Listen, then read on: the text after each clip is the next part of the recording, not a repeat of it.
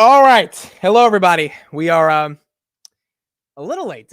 just just a little late. I am so sorry to keep you guys waiting. I have had a hell of a day, which I would talk about today around what happened. 84 people. Thank you all for being here.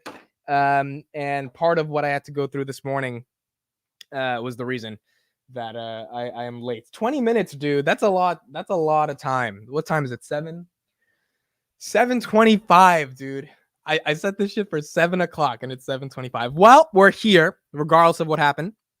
And dude, I have a bunch of texts from people. They're like, wake up, Amit, wake up. And I'm like, oh shit, damn, I kept everybody waiting. Anyway, we are here today. As David says, we don't want to hear your excuses. I'm sorry, David. And today is the Christmas Eve edition of the stream. Not a market open stream or anything like that, just a stream. If you've been part of the channel for a while, you know that we did something called Late Night Stock Talks back in early 2022. So we are doing kind of the same thing here today. Now I am wearing shades. Okay. Why am I wearing shades? First of all, why was I late? Okay. The reason I was late was because I was sleeping. Okay. Now you might be thinking, oh, why is this like asshole sleeping? It's like 7 o'clock. Like, what's going on? My head has been hurting all day. So before the stream, which is probably going to be long and going to involve a lot of me talking and kind of, being on that game, I was like, all right, let me take a little nap, especially because my head was hurt. I literally popped an Advil. You see the Tylenol on the back? I had an Advil right before I fell asleep. And so my head ended up sleeping a little bit too much, woke up 20 minutes late. But also, this morning I woke up and let's just say my eyes didn't look as normal as they should have. So I'm going to show you guys a picture of what I looked like in the morning. It was a pretty rough picture, to be honest. And I don't know how it happened, but here you go. You guys can see. Okay, here we go. This was me in the morning. Do you see my eyes? They're like my right eye was just like shut. Now it didn't feel shut, but it just felt like a little weird. And then so I talked to some people, mainly Kelly, and she said I have to drink a crap ton of water. I had to I had to do a bunch of little things that helped me get better. And it's better. Like, as you can see now, they're better, but they're not fully back to normal. And so I was like, you know what? This is a perfect opportunity for me to wear some shades because no one can say shit at that point. No one can say shit at that point. Did you get pink eye? No. And my sister got pink eye a while ago. I mean, she used to get pink eye like once every other year. I've never gotten pink eye. It was nothing allergic either. What I think happened last night, quite frankly, is I think I remember I felt like there was a crumb of food that like either got into my eye somehow or it was something. Because I remember last night I was like rubbing my eye because I felt it was like hurting a little bit. And then when I woke up, my right eye is under all this pressure, right? So that was the only thing that happened. But regardless, we are here. I can't see that well though because I'm not wearing like my regular glasses underneath this. Should I do this? Let me see if that works. Should I try that out? Okay, so that's regular glasses. Oh, this is not too bad. This is actually perfect. Oh, this is great. This is great. Now I can actually see the chat. Before I like sacrificed my regular glasses. Oh, this is perfect. Now I can see. Okay, amazing. Cool. So we are here. We are live. Smitty, P. Morton, Mike K, Ryan Robbins, Rumi, Cameron Vincent, Luke Francis, Namir. Dude, Namir, where have you been? SMH, bro. The one time I came back from hibernation. Thankfully, you're here. Davis is here. Here to troll me, obviously. Damn, we got decent people. Peter, June says Kelly, maybe he got run over by the reindeer. Kelly made that joke. She's like, were you fighting Rudolph or something? I was like, damn, I guess I was. Smitty says, any Cali girls in this chat room? I thought you said any Cali girls in my room. Like, nah, not to my understanding. There's no girls here. It's just me and my swollen eye. Damn, bro, I was really late. 7:20. I hate that I was late. That's wild, bro. I guess I was that tired. And I was like, let me sleep a little bit before the stream. Because I didn't sleep the whole day. I woke up with my head just hurting. And I was just like, oh man, like to be fair, right? Like I'm not in the perfect condition, like the most perfect condition to do the stream and be ready for the next hours. But I was like, you know what? My head's been hurting all day. The stream will just help it out. So I was like, let me just sleep a little before I didn't know I would wake up 20 minutes late though. Anyway, we are here. It's time for us to discuss Johnny Max says, Amit, my friend E Norma wanted to wish you a Merry Christmas. Do you guys remember that on the Market Open stream? Do you remember that? Johnny said, say happy birthday to my friend E Norma Tits. I was like, E Norma Tits, like congratulations, happy birthday. It was horrible. Okay, so what are we gonna do during the stream? Oh, did you guys see that right there? Did you guys see the thing that lit up right in the background? Did you happen to see that? Well, ladies and gentlemen, I did. And what we happen to have in the background here is a device that encapsulates something very important. This is an iPad Pro Max. Is that what it's called? Yeah, 12.9 inches. And there is a nice little lock screen there. I don't have to say anything about who's on the lock screen, but there you go. And when this lights up, I get to see this lock screen all over again. Dude, this is actually a really slick device. Like, I'm really loving this thing. Like, I've been using it for the past 2 days. I really think I'm going to keep it. I was thinking, like, maybe I'll return it if I don't see the value. I'm already starting to see the value just in terms of content and stuff. So I think it was a solid purchase for now. And we'll keep it going from there. Okay, so what is the point of this stream today? First of all, let me take this off because it's getting a little hot.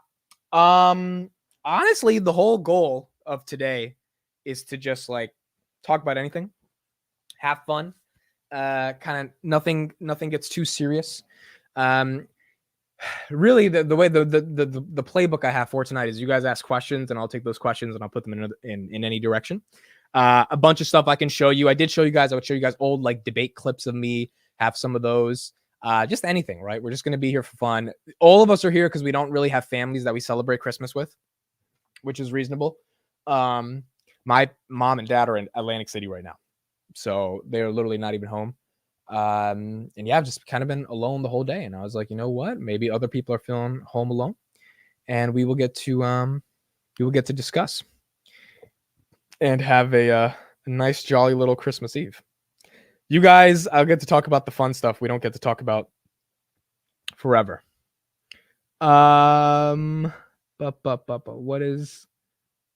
What is this? Hold on, looking at what one of these people. Okay. Cool. All right, cool. We're good. All right, so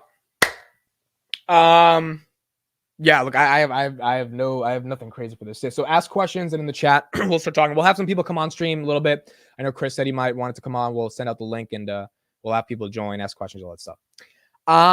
Okay, so I think feels like OnlyFans.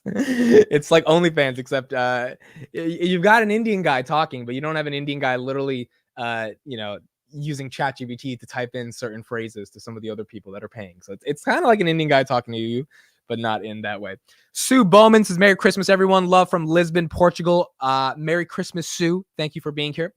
And glad you are here today. Have a great Christmas as well. Maybe it has already been addressed, and if so, I apologize. I'm curious. Are you still on SoFi Weekly? Also, Merry Christmas. All right, so we'll start with there. We'll just start throwing out questions. Should I do chapters for this shit? I should do chapters. Anyone who watches this afterwards, they're going to be so upset. You're like, this fucker gave me 5 hours I have to sift through. I just want to go to the good stuff. So let's do this. I appreciate when people do chapters. So let's put in the chapters of this video. Okay. So, SoFi Weekly. I think I talked about this a while ago, but I'm too busy for SoFi Weekly. That's the only thing that happened with SoFi Weekly. I'm putting that in right now. Main reason, again, is you guys know now that we are doing, Finance Junkies every single day, pretty much every single day. 2 days we get break. We do Palantir Weekly. And so it really just, it didn't make sense for me to keep doing SoFi Weekly, especially when I just didn't have time to keep doing it, So I told the guys this like 3 weeks ago. I was just like, guys, I just don't have the time anymore. And they understood, right? Because like they get it.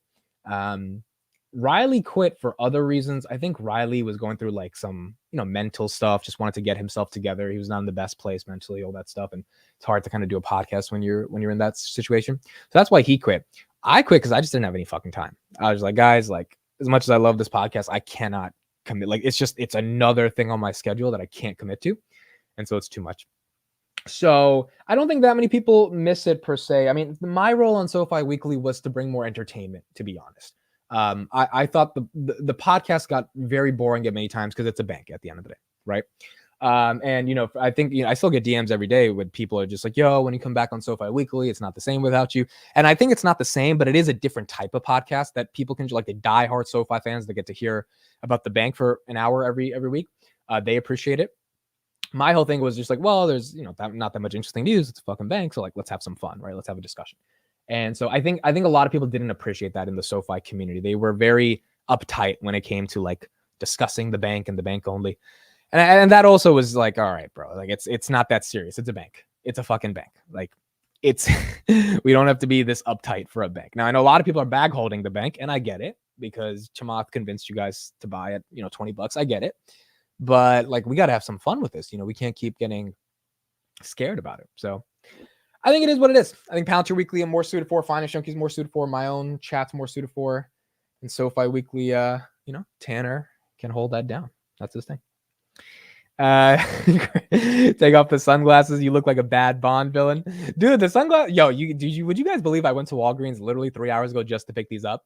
Because I was like, my eyes are going to look like shit. So I need to wear something to cover up. And now I was thinking I'll just return it, right? I even asked the lady, I was like, so I have 14 days to return this, right? She was like, yeah. And I was like, all right, I'll return it after. Kind of thinking, dude, for $15, maybe I just, maybe I just start wearing shades inside, So like maybe that's just a different world we into. So anyway, that was SoFi. Cameron says I miss Money Talks. Yeah, Money Talks was also a fun show. Who remembers Money Talks? Put it in the chat if you remember Money Talks. Amit is high. No, Amit is not high. Goodness gracious. I said that my eyes are like, one of my eyes is kind of swollen, which is why I just don't want to show my eyes. That's all. But Amit is not high. That is not the reason. If I was high, I would be like jittery right now. That's not it. I also don't drink. Like, so for those that are drinking, I'm happy you're drinking. I personally, I don't drink. I don't like, I have to be in a really fun social occasion to drink. I just can't drink by myself. It's really weird to me.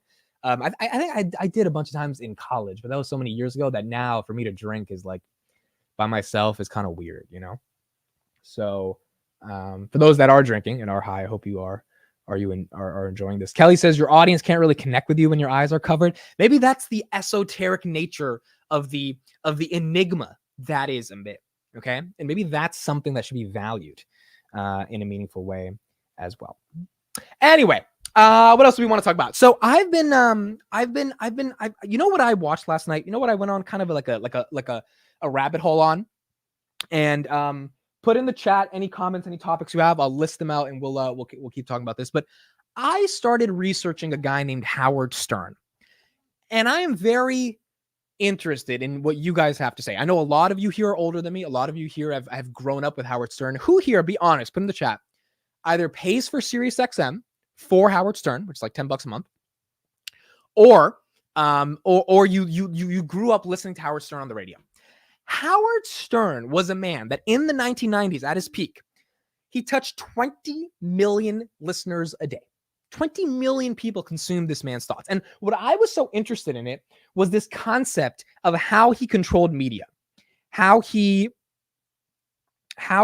operated in the context of media. Hold on one second. I gotta respond to this one text. Let me do this.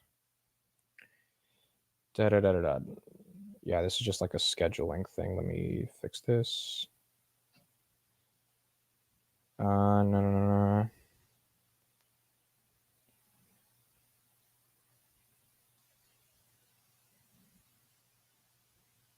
Okay, cool. I just have something to say. How he operated in the context of media, right? And in the context of media, what he was able to do is he was able to encompass massive amounts of attention over his personality over the airwaves. There was no social media, there was no YouTube, there was no algorithm, there was nothing like that. And what made me really, really interested in the context of Howard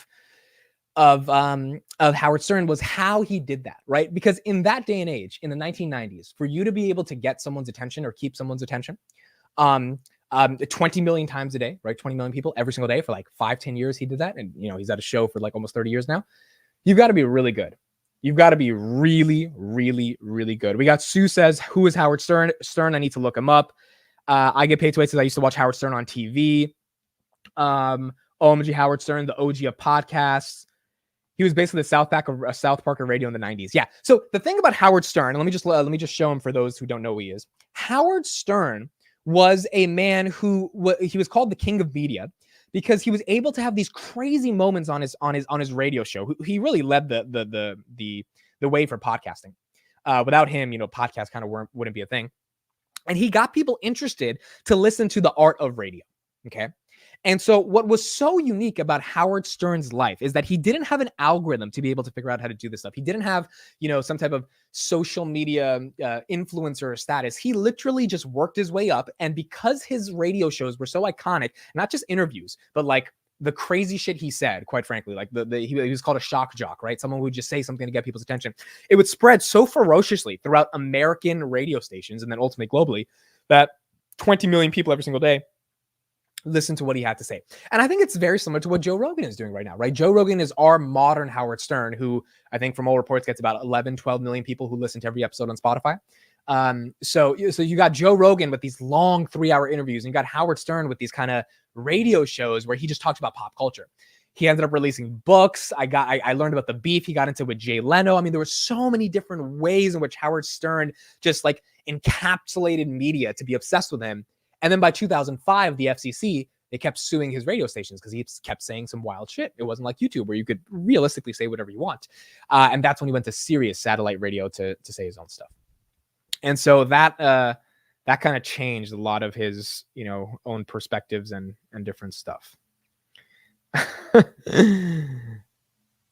That's so funny. Stern's show was just wild. Yeah, I mean, it was wild. And I'm sure the people that grew up with it probably thought how wild that was. Aaron, thank you for being here. Style says it was because of his harsh take on stuff. He was ahead of his time. He didn't give an F. I agree. And because of that, he ultimately was able to generate his attention to be able to do what you had to do. I got SiriusXM just for Howard. I paid $500 lifetime. Yeah, dude. So he had a $100 million deal, right? So $100 million deal, 5 years, getting paid $500 million. Like I still couldn't believe he's that important because I don't consume him. But again, this goes to show you how big the world is, right? Like even though I don't consume Howard Stern, a lot of people do, and he's worth enough to SiriusXM for them to pay for him for his content exclusively. So he's a big deal. He's a big deal. And it's not a joke when we're thinking about someone like a Howard Stern.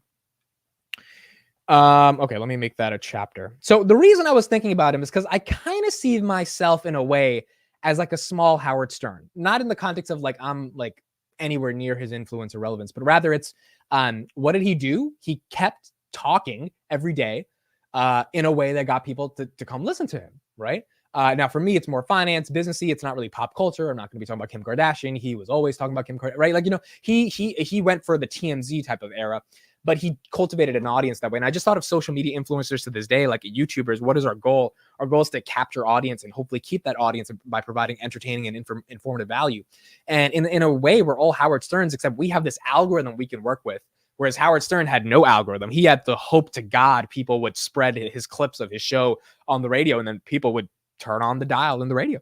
Whereas with YouTube, it's so different. It's so fundamentally different, right? So it's just a whole different world. Check out his film Private Parts. Yeah, that was a book as well, right? Private Parts was a book. It was a book that turned into a movie. So I think that's what got him excited. Amid his stern with the corn stars, dude. He went on Jay Leno's show in 1995 and literally hired lesbian porn stars to kiss on the show in order to make the show more exciting, right? To get the ratings up. And it was just like, what type of guy does that? And Jay Leno didn't know about it. This was in 1995. So Jay Leno was pissed, but like the ratings went up, and so Howard Stern was like, how pissed can you be? The ratings are up. He always cared about the ratings and attention. And like, it was just a really interesting way to learn about his life at the end of the day. Did he die? No, I went into a rabbit hole last night about learning about him as a radio personality. And, I got super interested and super excited. I just started reading so much about him. Like, damn, this guy has really been dominating media forever. And like, people still pay to care about what he has to say because of, what he does. So that's why it was interesting. Okay. So what else do we have? Kaios says, hope you get better. Thank you for being here, Kaios. Jay Leno chin rungs me the wrong way. Oh my gosh. All right, what else we talking about? What else we talking about? Luke says, "BRB, I'm gonna go watch that clip." What else are we talking about, folks? Let's. I did end up watching 2 movies. I watched 2 movies. You know what? I think we're gonna transition to this. I already know what we're gonna talk about. You guys are not gonna like me, but I don't care. I'm gonna prove my point. And I'm gonna be correct about this, so I don't care because I'm good. This will be a fun exercise in seeing if I can prove you guys, if I can convince you guys of this shit. I really might be one of the best communicators on the world. If I can convince you guys about what I'm about to say, I really am one of the most interesting people on the planet. Let me just text this person back real quick. Got so many girls messaging me, bro. It's like ridiculous right now.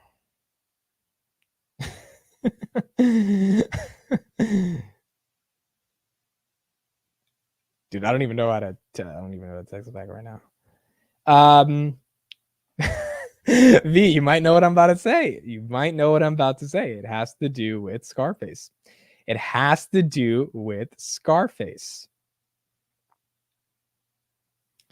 Okay, so oh my gosh, goodness. Okay, I think I'm gonna get into it. Okay, so let's talk about Scarface. So I watched Scarface on Friday night. Okay. By the way, I told you guys my parents had my mom had a birthday party. It was a really good party. A bunch of people came, and we got to chill. Towards the end of the night, I went upstairs and I was like, all right, I'm done. I'm gonna finally like watch Scarface. I think I started at like 10:30, and I was like, let me see if I can get interested in this movie at all. Okay. Here's my take. All right. And I'm willing to fight with the chat about this because this is just Scarface was not a good movie. Okay. Clip it, post it on Twitter. I don't care. Tell the president, tell the government. I don't give a shit. Scarface was not a good movie.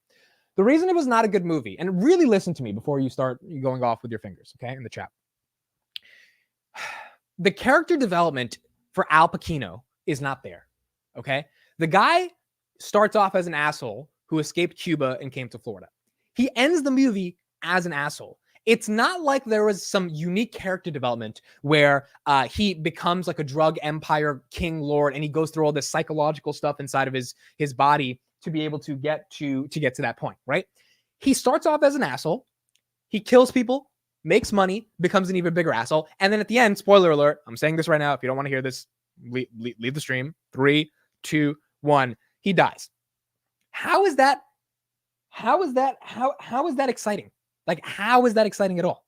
That he just what is so exciting about an asshole who leaves Cuba, comes to Florida, kills people, makes money off drugs, and then dies? Also, the relationship between him and the blonde girl, Alvaria, there is no unique development within that relationship either. So she's with Frank, right? And he says, all right, I'm going to take you away from Frank. Then he kills Frank in order to get her. I needed to see some romantic development between him and her. It's almost like she's just a prize that ended up going with him because he killed the top dog. And that's okay. I understand that. That's probably part of the story. The problem is the movie needs to stress that there is an actual real intimacy there, because by the end of the movie, when like she just hates him because he turns out to be like this rich guy who doesn't care about anything, there was never anything real there to begin with. She was just like a toy for him to play with. And so I didn't see the value in the character development of Al Pacino. I didn't see the value in the relationship between him and Alvaria. The say hello to my little friend, like I thought that was going to be some iconic line. It was just him shooting a bunch of people that invaded his house. That also wasn't that exciting. Sosa being the reason why he's dead at the end of the movie, that wasn't exciting. Like I thought there was going to be a much more deeper intimacy towards how he became a drug lord and then what happens to take him down. It's like this simple, oh, he gets caught by like a rival, gang from Bolivia, and now they invade his house and they kill him. And like the movie ends with him in the water. Really? That's the way you're going to end the movie? I mean, think of a movie like Inception where the top keeps spinning. Like that to me is a real ending for a movie, not this like he's just sitting in the water because he got killed by somebody. So, I mean, this idea that like it was a good movie, it's like, no, it was not. It was not a good movie. It wasn't there at all. Fun fact, say hello to my little friend is accurate because cocaine can cause erectile dysfunction. Okay, cool. That's a good fact to know. But in general, this was just not one of those movies where I think I would not watch it again. Is what my point is. I would watch Inception again. I would watch Interstellar again. I would watch Dark Knight again. I would watch Wolf of Wall Street again. I would not watch Scarface again. I just wouldn't do it, dude. Like it wasn't that type of movie where I was like, oh my god, there's such a huge beef to it. On top of that, you know what I watched last night? I watched Boiler Room. Boiler Room was also trash. I thought Boiler Room would be exciting as well because it's about the stock market. The movie was trash. I mean, it was just the ending was horrible. Like the cops just come and raid the place. That's the ending of the movie. I feel like if I'm going to invest 3 hours of my life into a movie, I need a killer opening. I need dramatic character development, like character development that's above usual in order to justify the time commitment of spending 2.5 hours with a certain set of characters. And then I need an ending that makes me think, that makes me question, that makes me want to, go like research something about the movie. It wasn't anything special. It wasn't anything special at all. So, I mean, Wolf of Wall Street was better. The Big Short was better. A lot of things were better. Boiler Room was not that good. J. Kim says the movie was a bit cheesy, but I think you missed the point of the movie. Okay, tell me the point. Honestly, tell me what's the point of Scarface? They don't even talk about how he got the scar on his face. Okay? That was another thing that annoyed me. I was like, why is this called Scarface? We don't even know why the scar is on his face. Like, what did he do to get that scar? Someone tell me. Because I don't know. I can't tell why he did that. I don't know. It's not quite evident, is my point. And so, I mean, I really did not think that was a good movie. And I texted Steve as soon as I was done with the movie. I was like, dude, this is trash. And he was like, don't say this on Twitter. And I took his advice. I said, you know what? I'm not going to say it on Twitter because I don't want people to be upset at me. But now on YouTube, I'm just saying it. Like there was no reason why that movie was hyped up for 40 years. It's like, it's just not a good movie. I'm willing to give Godfather a chance. I'll give Godfather a chance, but it wasn't it. Okay. Let's move on to some other questions. Amit, did you watch the El Tarantino movies? I haven't seen Kill Bill. Oh, that's another point, right? So I haven't watched all Tarantino movies. The Once Upon a Night with Margot Robbie, Leo, and Brad Pitt. That one was trash. Horrible movie. Pulp Fiction, people say, is one of the greatest movies of all time. Pulp Fiction's trash as well. Not really that exciting. I don't know why people are interested in Pulp Fiction. I've watched it like 3 or 4 times to get a better understanding of it. No, like there was nothing exciting about Pulp Fiction at all. Like there just wasn't. I think movies for me, they have to mean something more. Inception is the perfect movie for a guy like me. I need something deeper. And a lot of these films that are out, they just don't have something deeper. I'm sorry. And so they just weren't that interesting. Did Popeye pop his eye? Yeah, pretty much. Let me see how my eye is doing right now. Let's see. How bad is it? Oh, it's actually a lot better. Okay. So this is it right now. You guys see it? It looks a lot. You see how my eye still tilted down a little bit on this side, right side? You see how it's tilted down a little bit? Again, in the morning, this is what we had in the morning. We had some damage in the morning, bro. Look at my face. My face was puffy as well. Like, it was pretty bad. But we're getting back to normal. So I do like the shades though, dude. I think there's a certain style to these shades. I really like these shades. I think this is dope. You honestly don't look bad. Yeah, it looks. Dude, I woke up in the morning. My sister saw me, and my sister thought like I was dying. I was just like, yeah, my sister is so scared of shit. I was just like, yo, I'm fine. Like, I'll be okay. She was like, no. What if we go to the emergency room? I was like, we're not going to the fucking emergency room. Like, yo, we're gonna be okay. We'll be all right. So my sister freaks out over anything, bro. But we're good. We're not too bad. That's why you have to have eye drops and Benadryls, emergency meds. Yeah, I didn't take any of those. I just drank a lot of water, and I think I flushed out all the excess water that was stuck in the eyelids, and that helped me out. Okay, so let's get to some other questions we've got. What do we have? I like Mr. Bean. Yeah, I haven't seen that movie. I've got to probably see that. Amit is the type of person that thinks Last Action Hero was a good movie. Joke's on you. I don't know what the hell Last Action Hero is. I think it's a story of humble beginnings to crazy everything. I do agree. I think Scarface is a story of humble beginnings. The problem is the development of those like even when they showed him becoming like a drug lord, they didn't really go in depth into showing how it happened. And you could argue like, oh, they don't need to show how that happened, but for me, it was really important to like see how they got it. It was kind of just like it was just way too quick to get that to get that to happen. So I needed more. I needed a lot more for that to be a thing. Did Scarface slap you through the movie? Okay, what other questions we got? Put them in the chat and we'll get into conversations. Going back to that Howard Stern thing, again, the reason it was really exciting learning about Howard Stern is because all of us that are content creators at the end of the day are just trying to create an attention from an audience. And what you have to do to capture that attention is really important. So for example, right, like one of the things Howard Stern used to do was create beefs with people. So he would call out some celebrity, create massive beef, massive drama, and it would get both sides interested. And I looked into like the history of beefs, and I realized like it's not just cows. Like the way the history of beefs also involves like human beings that can actually create some level of unique drama. I mean, like Nas, Jay-Z, right, in the rap game. You look at all this stuff, and it gets both audiences on board to try to understand what's going on in regards to the beef. And I thought about it in the context of finance, and I'm like, you know, I feel like to an extent that stuff happens, right? Like Bill Ackman and Carl Icahn, right? Where their Herbalife stuff, they had a little beef. You know, there have obviously been fund managers that have beefed with Kathy Wood. Ross Gerber's been in beefs. Gary Black's been in beefs. I'm thinking like at the end of the day, I know these guys aren't broadcasters, but the beef does create a little bit more excitement to know who you are. Now, is it worth having beef? I don't think so. It's why I've historically tried to stay out of any beef on YouTube. I don't think I'm part of any beef on YouTube, to my understanding. So I don't think it's worth the growth because a lot of it revolves around like criticism and like just childish stuff. But for Howard Stern, it was absolutely worth it because he was fighting against pop culture. And against pop culture, when you're calling out like Madonna or something, you get a lot of Madonna fans that are interested. Right. Same thing with Taylor Swift. Like if I said Taylor Swift sucks and I had a really big audience, you know, those people might share that to other people who are Taylor Swift fans. And then even if you get them to hate on you, at least you're getting them to care about you. So it's the nature of how pop culture media attention ultimately works at the end of the day. But I like being in the niche of finance. And that's the other thing I realized when I compared me against Howard Stern. I'm like, Howard Stern was going after the entire world in regards to pop culture.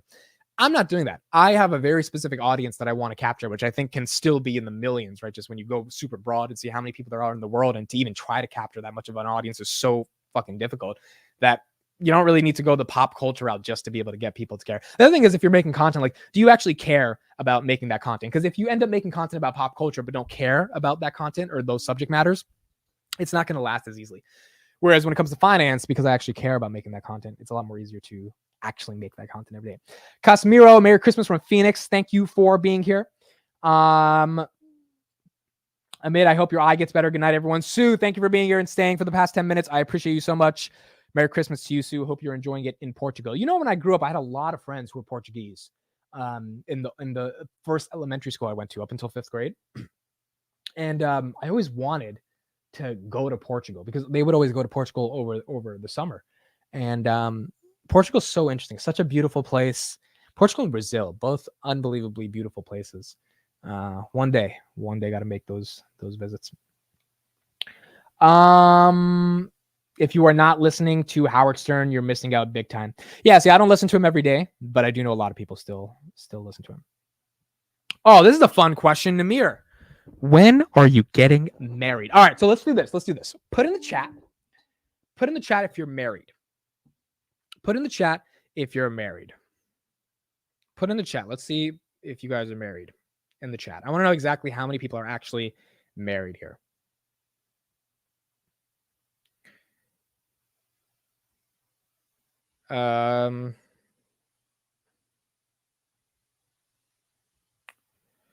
Let's see.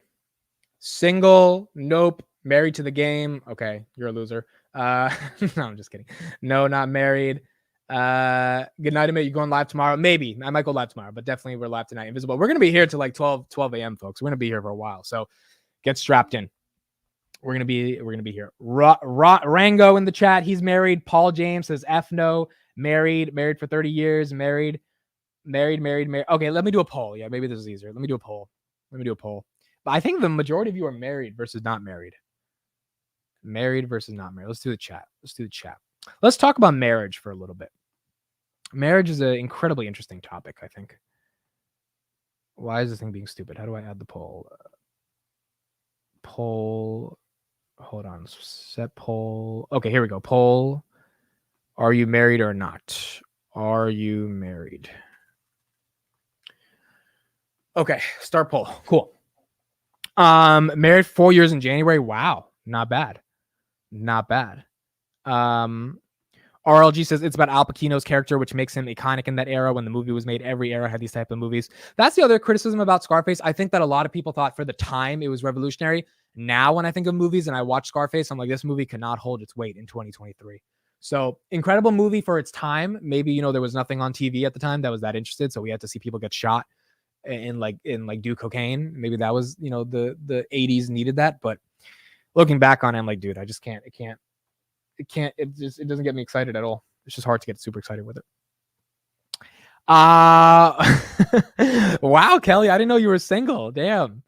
I should try to get your number. Shit, I didn't know you were single. If I knew you were single, goodness gracious. Okay, so let's see in the chat. Okay, so we have 90% of you who are not married, 30% of you who are married. Here's my thoughts on married, okay? Palantir Research in the chat. You're married. Thank you for being here, Zach. Here's my thoughts on getting married. Chris says don't get married. Okay. I think getting married, here's my honest thoughts. I think getting married.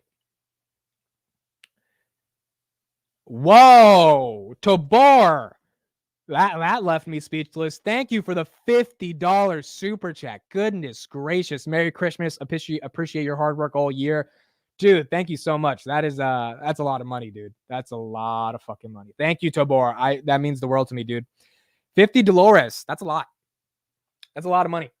That's a lot of money. Thank you for that, Tabor. I really, really, really, really appreciate it. Yeah, man. Thank you so much.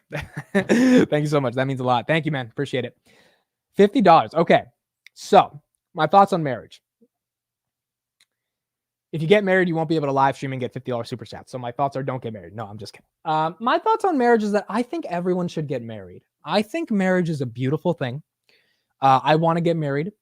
Now when I mean everyone should get married, it's more so in the context of like, it is one of those things to have a life partner. I think is very rewarding. I would like to get married, like, by 31, 32 latest. I would want to be kind of married. I don't know if that's going to happen. We'll see. We'll see what I'm 26 right now. So a lot can change in 5 years.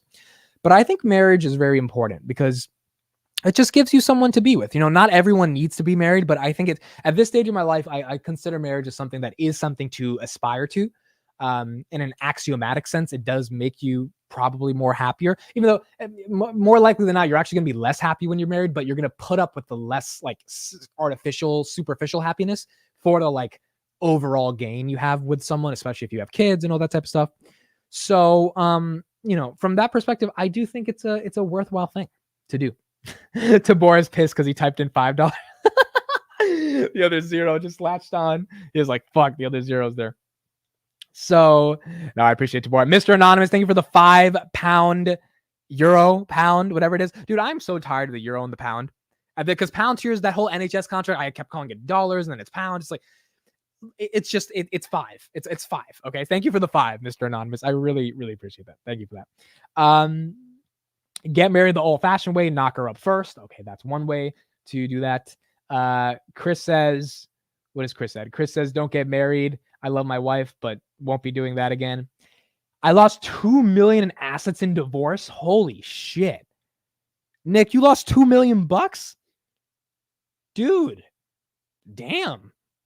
You needed a prenup, but that probably wouldn't have helped you. And this, damn, $2 million in assets. That's a lot of money, dude.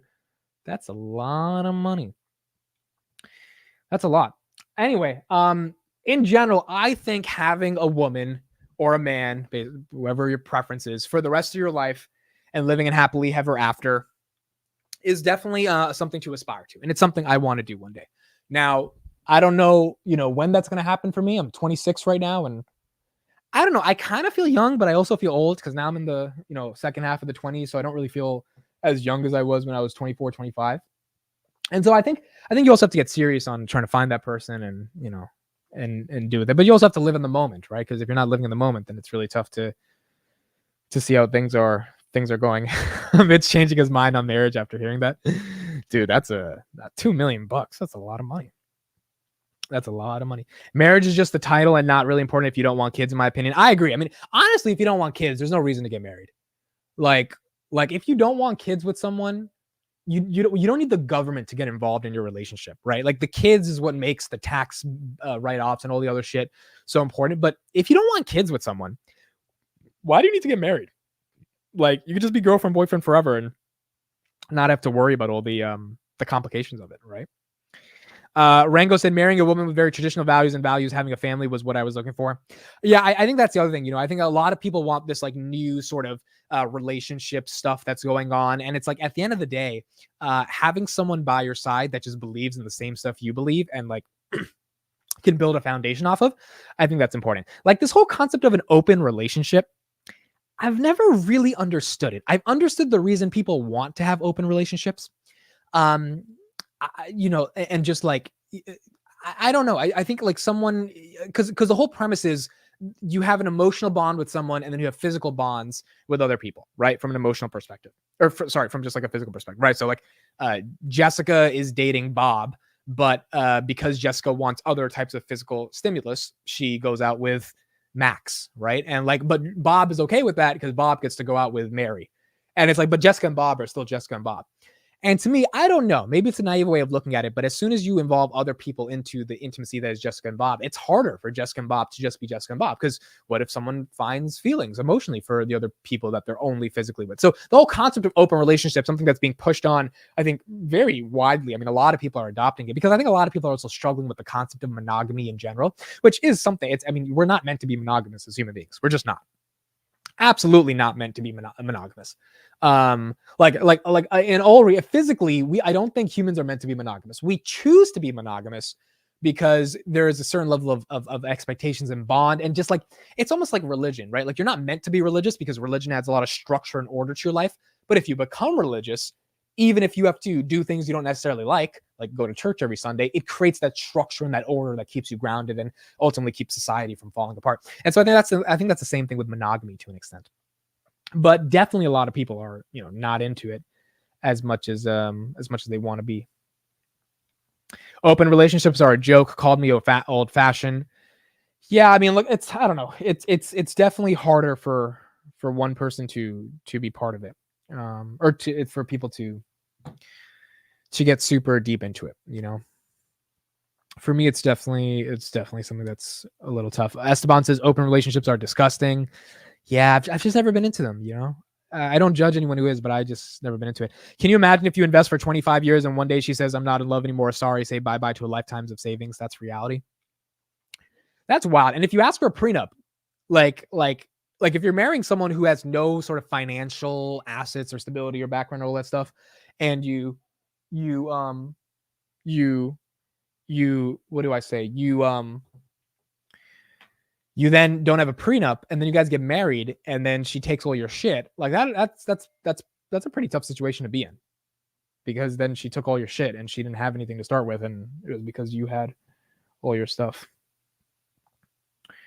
So those are my thoughts on open relationships and marriage.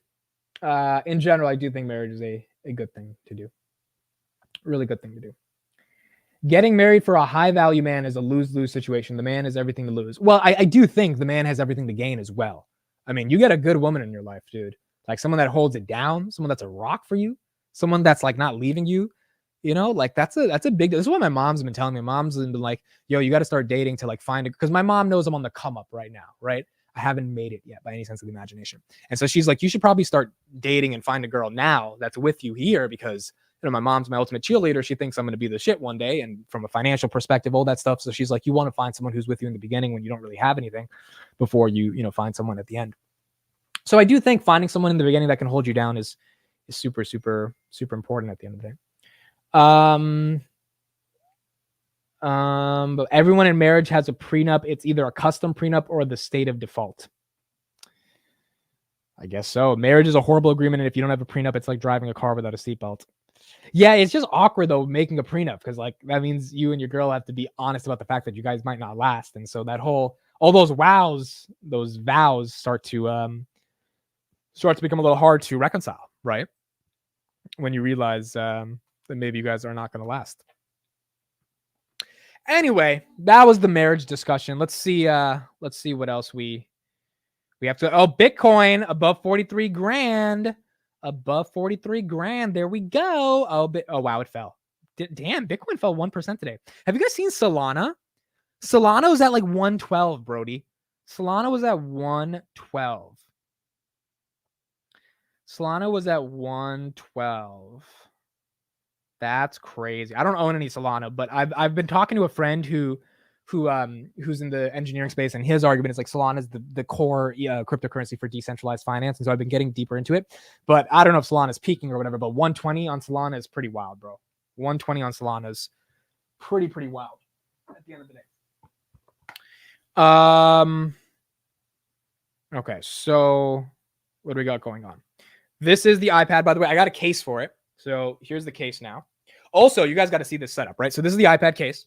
This is a big ass screen, bro. This is a big fucking screen. Like, this is like ridiculous. Okay, so here's what I got over the weekend. I got this case thingy, right? You put the iPad on it, and then it's just static right there, right? It's just held right there. But then on top of that, this is what I got. I got this keyboard. This wireless keyboard. And so throughout the past couple of days, I've just been playing with it. Like, I've been tweeting, doing stuff, and I'm just like typing like this. And it feels like legit. Like, it feels like I have a laptop without having it really be a laptop. I'm thinking maybe I get the MacBook Pro as well and just round out the Apple devices. But so far, it's been really cool. And I really loved it. I really like using it a lot. It's like, I think it's actually accelerating productivity as well. So I think it's gonna be pretty dope. It's gonna be really, really dope. Okay, so what else do we got?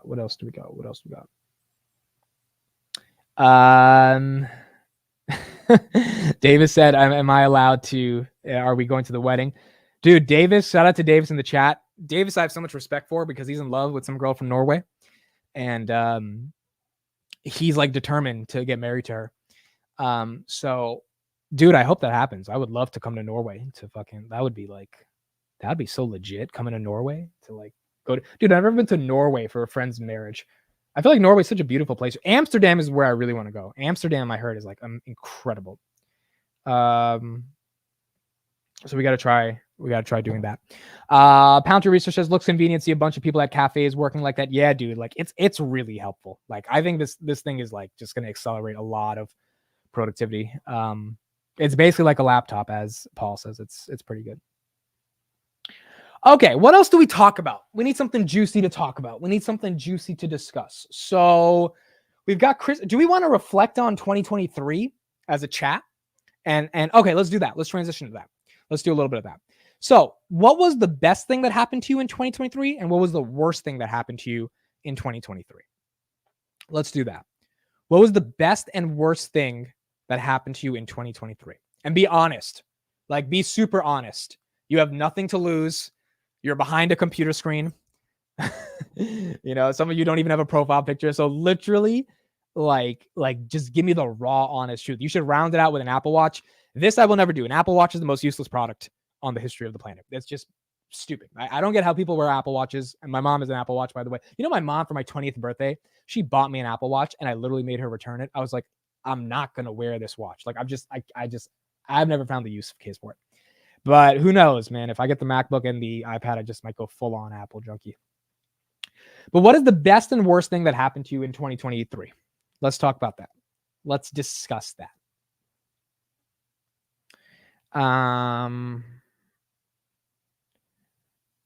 What is the best and worst thing that happened in 2023?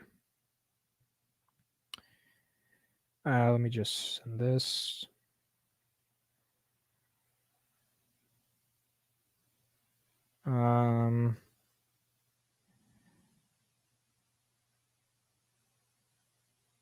Okay, so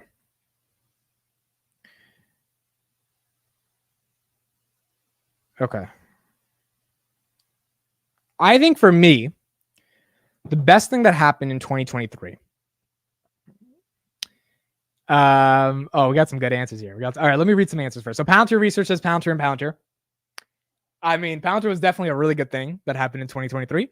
I don't think that Palantir didn't do the only thing that Palantir fucked up with this year is growth rates, but like they got gap profitability. So if we want to take it to the Palantir question, best thing that happened is gap profitability. Worst thing that happened is growth rates declining. But I think both of those will be fine going into the next year. So we could imagine that. Kelly says worst thing was Vegas, best thing was Vegas.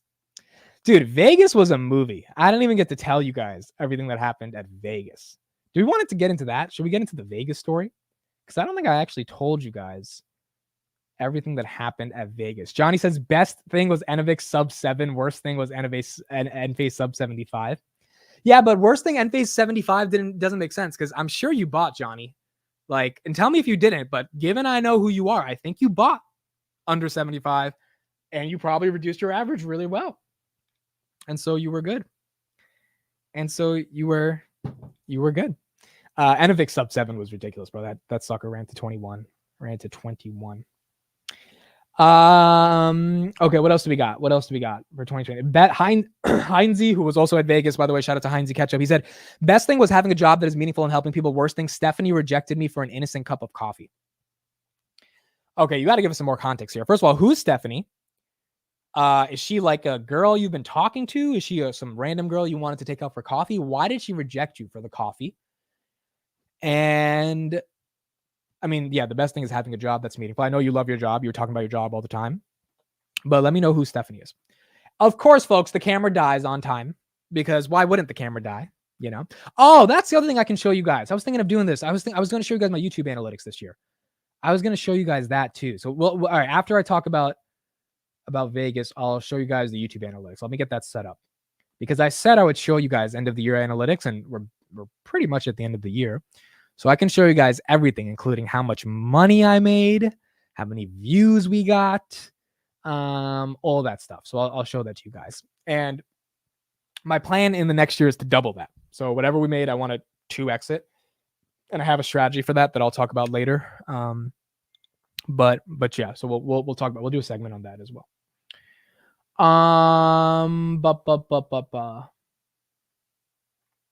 Oh, I know who Steph is.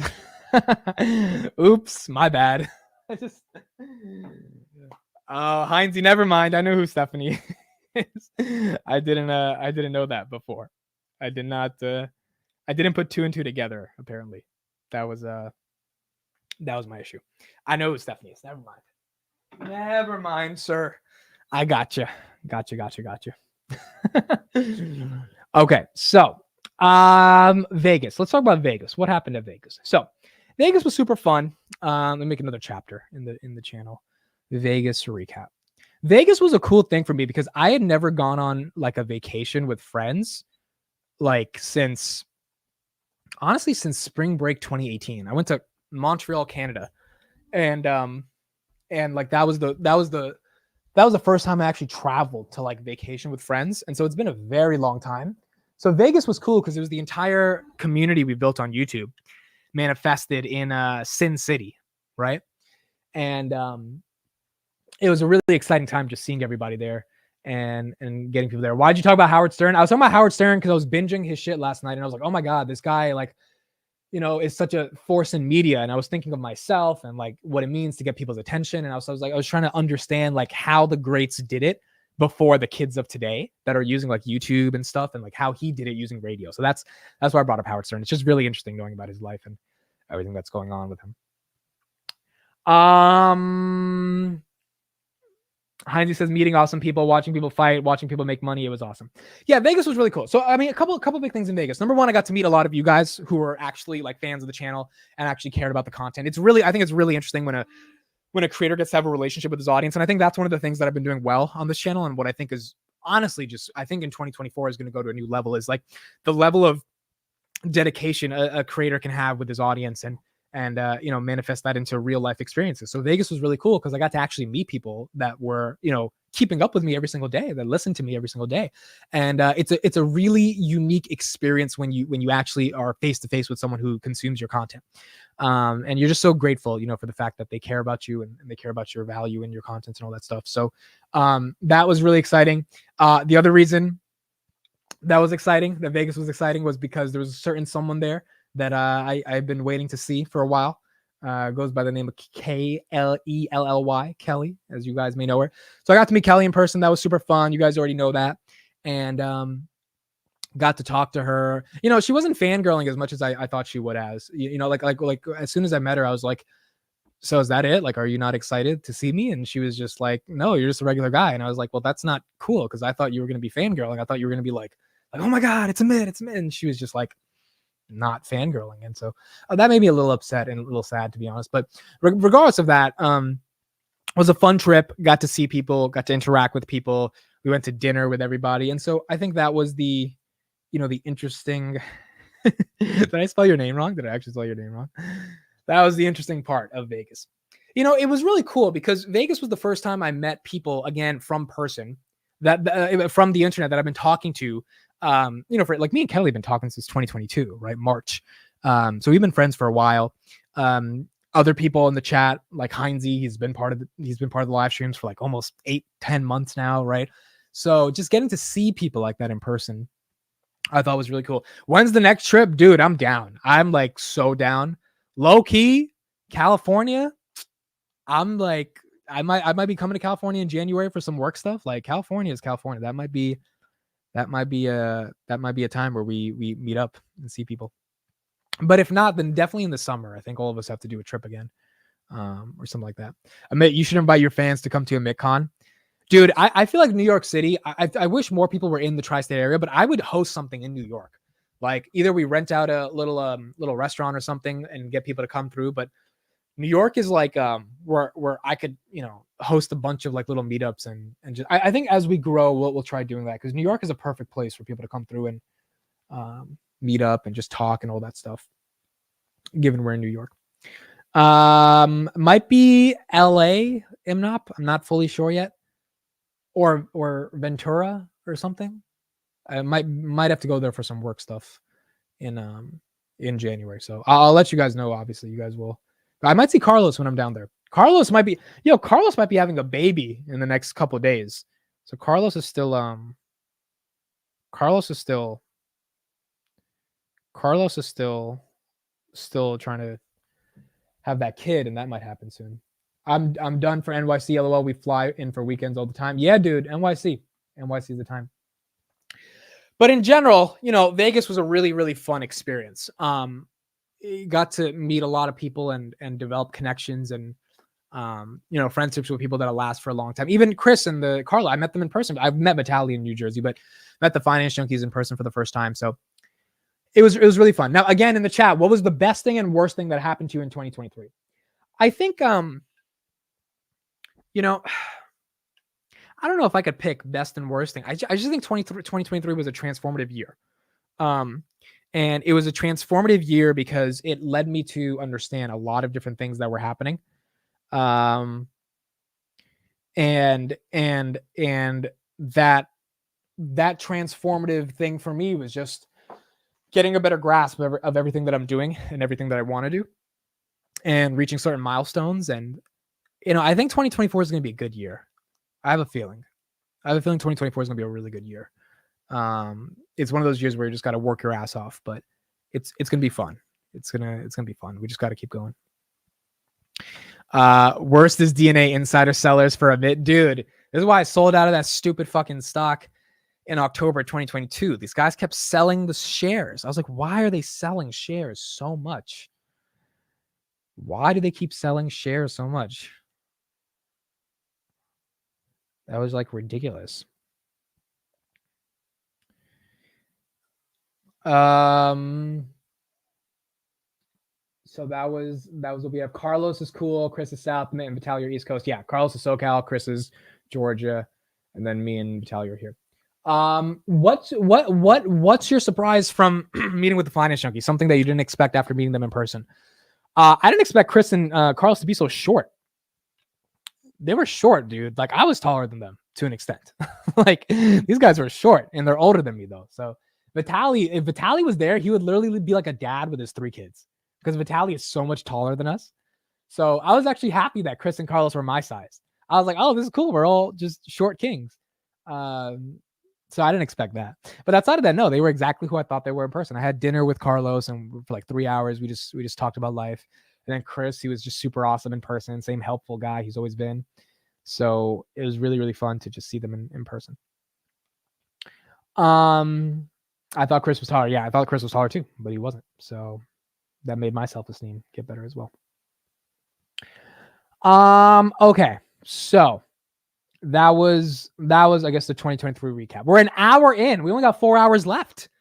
We only got 4 hours left of the mother freaking stream. You guys probably forgot I was 20 minutes late. Dude, tell me this doesn't look like, tell me I don't look like an OG right now. Shades, turtleneck, got the hat, like, just, I'll fucking put on some headphones, make the shit look really legit. This is an outfit. Also got some cookies here. We got some chocolate chip cookies. If you guys want some, let me know. I will take some out for you guys. I got these at Walgreens when I got these glasses. They got me at the top. It was $1.29. I was like, you know what? $1.29. These look like some legit cookies. We'll get some chocolate chip cookies. That's what we'll do. That's what we'll do. Also got the the stuff that really gets you high. Did I tell you guys the story of how I got high off of 500 milligram extra strength Tylenol? Did I tell you guys that story? One day, I was my back was hurting, and my mom said you should take some Tylenol. Usually, I take 250 milligram Tylenol, not 500 milligram extra strength. And so I popped 2, not 1, 2 500 milligram extra strength Tylenols. That's 1,000 milligrams, okay? Because according to my math, 500 times 2 is 1,000. Let me tell you, there has never been a greater cloud nine that I've been on after those 2 500 milligram extra strength Tylenol hit me that night. That was back in 2020. It was like, I was literally buzzing, dude. I was walking around the house like shaking. I was like, this is incredible. I was like, I might get hooked on to Tylenol my whole life. Thankfully, I didn't fall down that path of drug addiction, but it was just an incredible experience. I mean, absolutely incredible experience. And I enjoyed it. I enjoyed it a lot.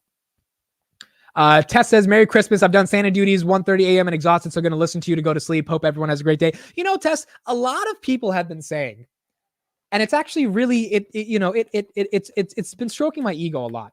Even though on the surface level, it shouldn't stroke your ego, but it's stroking my ego that people use my voice as a way to fall asleep. Okay. Now on the surface level, you might be thinking, oh, like, cause you're boring. And so people just need you to fall asleep, yada, yada. But the way I think of it is that people could listen to anything to help them fall asleep. Listen to music, you could listen to BBC, the radio in the UK, all that stuff. And they choose me. And so I think that means that there's something metaphysical within the essence of my voice, that when I speak, people hear it. And it puts them into this spirit, this daze almost. And they end up falling asleep because it's so nice. So I'm happy that you are falling asleep to my voice. I think I'm not even making this up. A lot of people have actually said like, yo, I listen to you when I fall asleep. And I was just like, this is really cool. That's great. That's great for people to listen. I used to listen to Jeremy all the time to fall asleep. Dude, like, I use Jeremy all the time. Yeah, like, I have my own create. Like, I think I used Ben Shapiro the other day to fall asleep. Like, his fucking debating ass was just speeding through a bunch of arguments, and I was like, oh, this is great. I'll fall asleep. So I think it's very nice when you use a certain content creator to go to bed. It shows that they have a psychological impulse in your subconscious. I listen to things that feel familiar to me when I go to. Does anyone here struggle with insomnia, like actual insomnia? Because I don't have insomnia, but like I haven't had to take melatonin in the past couple of weeks. But there was a point where I couldn't go to sleep if I didn't have melatonin. Like I needed melatonin to go to sleep. But now I don't really need to do that.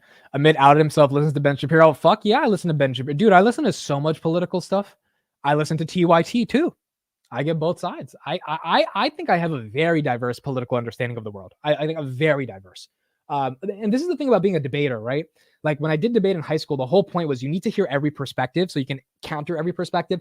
I'm curious what Ben Shapiro has to say because I want to know what were the flaws in his arguments. I'm curious to hear what Cenk Uygur has to say from TYT, one of the more progressive YouTube channels, because I want to know I listen to CNN, I listen to MSNBC, I listen to Fox, I listen to all these guys. I try to, like the Israel-Palestine stuff, I've tried to genuinely get, what is CNN's perspective and then what is Al Jazeera's perspective. Because Al Jazeera is a totally different perspective than CNN, right? Or, Piers Morgan, when he brings on some of these people from the IDF. So I really try to get a lot of perspectives to hone in and then synthesize it in my own way, because if I can't synthesize those perspectives, then it's very difficult to listen to that. Shout out to Ben Smith. He Ben just texted me on WhatsApp. He's in the UK. He's a viewer of the channel. He said, "I'm listening to this while going to sleep." Dude, this is so crazy. This is so cool that you're listening to this while going to sleep. It's just so unique, dude. It's so unique. It's awesome. It's awesome. I love it. Shout out to you, Ben. Shout out to you. I can fall asleep but wake up regularly after 5 hours sleep super early. Yeah, I wake up pretty early as well. I mean, if I fall asleep, I'll wake up within the next 4 or 5 hours. The problem is when I'm sleepy, I'm really sleepy. That's why I was late today, right? Because at 6:40, like I remember it was 6:40 and I was like, all right, I'm gonna take a 20-minute nap, even though I don't take naps. So I shouldn't have even done it in the first place. But for 20 minutes, I was just like, all right, I'll like wake up by 7. I was so dead tired at 6:40 p.m. So dead tired knowing I had to stream at 7 because again, my eye has been so swollen. My head's been hurting all day. I popped 2 Advils, all this stuff. And when you take Advil, you tend to want to fall asleep. So I took an Advil like 30 minutes before I laid my head down back at like 6:10 p.m. And then next thing you know, I wake up at 7:20 and I'm like, oh crap. Like, so when I'm sleeping, I'm really sleeping. But if not, then I wake up pretty early. Jeremy, what's up? How are you? Yo, me and Jeremy are going to do a stream as well. Not Jeremy Financial Education, Jeremy Stanka Wise. I'm sorry if I'm saying that wrong. This is a guy who had a heroin addiction, who was in jail in and out for 9 years, and now is up 100 grand on Palantir. I was FaceTiming the other day, and we said we're going to do this interview sometime on a Sunday, Jeremy. We got to pick Sunday in January. We'll do a live stream, give you a good 2 hours to explain your story. But this is a guy who went from absolute bottom to being up hundreds of thousands on Palantir, which is just like a story for the ages. So we're going to be talking about that and discussing kind of what he did and how he got there. Kevin Smith, what's up, man? Thank you for being here. Amit said nothing about meeting me in Vegas, so an L to me. Kelly says, it's okay, Matt. He barely mentioned me, and I was literally attached to his end. Okay. Goodness gracious. Let me reiterate what happened at Vegas. Basically, at Vegas, Matt Money was looking incredibly sexy the whole time. Okay. Matt was being Matt. He was doing his thing, buying the whole group drinks and shit because this guy is, multi-millionaire. It's just what it is. So Matt was flexing his Mattness, which was really cool. And so I appreciated seeing Matt from that perspective. And then Kelly, yeah, I mean, look, she was, in her words, attached to my hip the entire weekend. And so that was really fun as well. And we got to enjoy. And see, this is what I meant, Kevin. Know what happens in Vegas. This is why I didn't want to get super into it. Okay. There's a certain thing, what happens in Vegas stays in Vegas. But let's just say it was a really fun time. Good meeting everybody. And yeah, I mean, look, like a lot of these people, we've been talking on the internet for so long, and then we finally got to meet in person. So that was the really, really fun part of this whole journey. It was very, very unique to actually see people in person. Obviously, I've been talking to Kelly for a long time, wanted to see her in person, so it was super fun. Me and Kelly were actually supposed to meet up in Vegas back in 2022, but then she chickened out and she didn't come through. So I was supposed to see her a year ago, but she couldn't make it. So 2023, she ended up deciding, all right, she's going to come through. And so it was fun. June was there as well. June was a highlight of the Vegas trip. Absolutely super, super fun. June used to live in Vegas, so she knows all the streets and all the stuff. So that was super fun and seeing all that as well. All right. So what topics have we went through? We went through Howard Stern, Scarface, marriage advice, 2023 recap, Vegas. What else? What else do we talk about? When is the next Vegas trip? Dude, honestly, I don't mind if we go for my birthday every year. My birthday is always in October towards the end of the year. That might be. When's my birthday next in 2024? My birthday is going to be, I'll be 27 on the 27th of October. Oh, wow. That's perfect. My birthday's on a Sunday. This time my birthday was on a Friday. So October 24th to the 28th next year. Maybe Vegas trip again.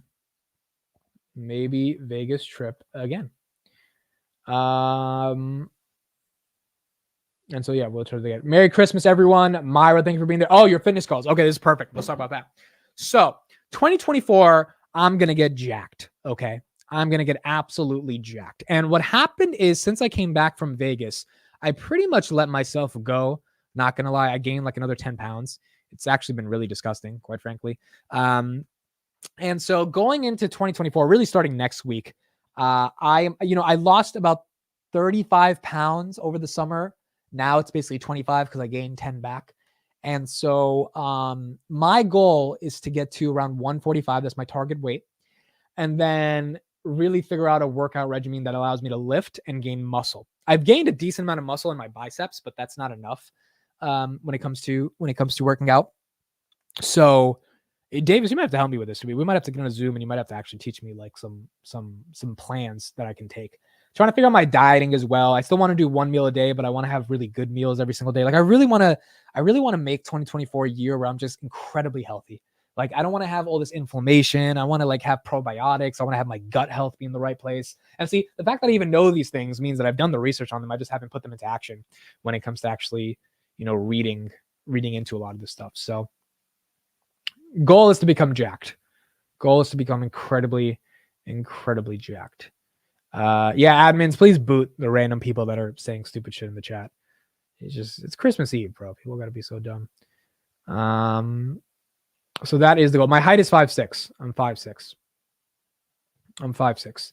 I'm 5'7". Like if I wear boots, I'm like 5'8", but 5'7", but not 5'6". 5'6" is not the way. I'm 5'7". But it's still pretty, it's still pretty short in the grand scheme. And you gotta be skinny if you're that short. Like you gotta otherwise it doesn't look right, right? The shorter you are, the more weight you can't have on you because that weight just goes straight to your stomach, Can you do 20 push-ups? Probably 10. I mean, I can do 20 if I really tried, but it would hurt. But like 2 months ago, I was doing fucking 15 pull-ups or chin-ups on the bar. And so I haven't really been to the gym in a month. Like I've really let myself go. Almost past 2 months, quite frankly. So on the 26th on Tuesday, we start the recovery into a better bulk emit.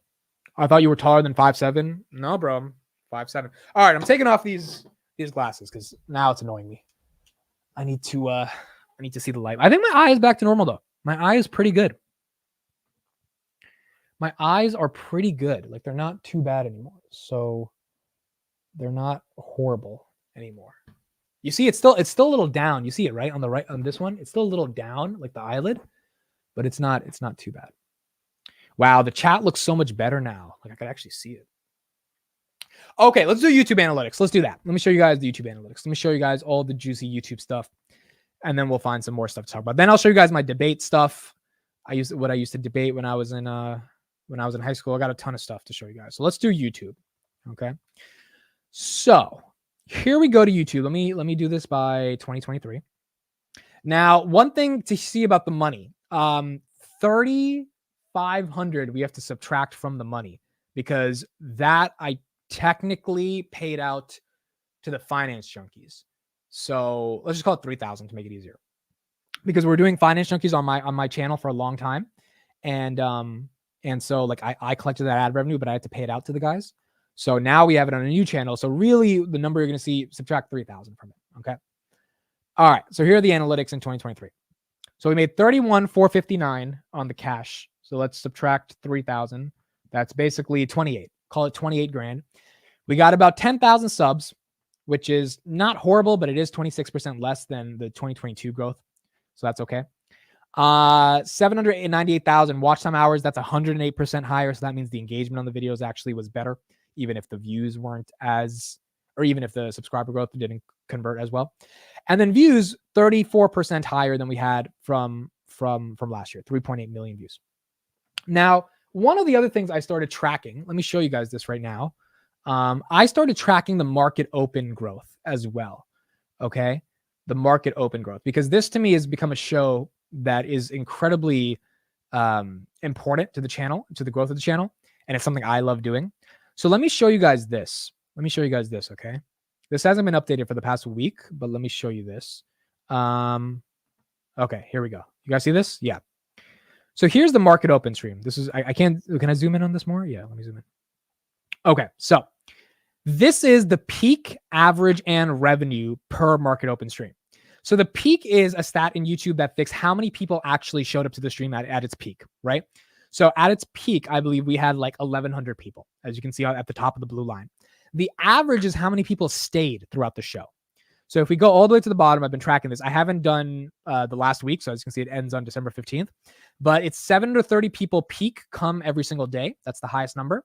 And then 556 is the average of people that stay throughout the 75 minutes. And then each market open makes about $36 per stream. Now, the reason this number is so low, the 556 average, is because for the first month, as you can see here, it was 300 to like 400, right? For the first month, we were still trying to develop everything. From the past like couple of weeks, as you can see, I mean, it's all pretty common around above 600 on both sides, on the peak and the average number of people that stay. So I think if we just keep working at it throughout the rest of the year, we can get that to grow, and that can be even bigger. But that is the peak, the average, and the revenue for the amount of people that come. Again, when I say, the market opens, not something that makes $36 on average, right? And if I forget to turn on monetization, which I do a bunch of times because it's early in the morning, you can make half of that. So in general, the money is not really the greatest thing from that market open. What really matters is like actually building that to the point where there's one day thousands of people every single day on that stream, which is really exciting for me. And I've talked long and hard about why I think I can get it to that level. A lot of ideas I have to get it there. But in general, I think that's what helped us grow a lot throughout the year. So my goals in 2024 is for this 3.8 million to be about 7 million instead. Subscribers, try to get that to 20,000. I want to get to 50,000 by the end of 2024. That would be awesome. Watch time, hopefully get that to 1 million. So that would be about 25% increase. And then revenue, I don't know what the revenue looks like because YouTube revenue is like, you just cannot count on YouTube revenue. So, I mean, I don't know. I guess that would be closer to 50,000 if those numbers pan out, but you just have no clue when it comes to YouTube revenue. So, we'll see if that happens there. ET FaceTime says, what is your long-term vision for the market open finance junkies YouTube? Okay, so this is a really good question. And in fact, this goes to what I was talking about when it comes to Howard Stern, okay? I think sometimes, and this is a good thought experiment for all of us. I think sometimes in life, it begs the question of why are we doing the things that we're doing, right? When we step back and ask ourselves, like, why are we doing it? Like realistically, why do I wake up every morning and do a market open? Why do I make an episode of Finance Junkies every day with the three guys? Why do I make an episode every day about Palantir? What is the reasoning for all this stuff? Like, what is the actual purpose for why this is happening? And to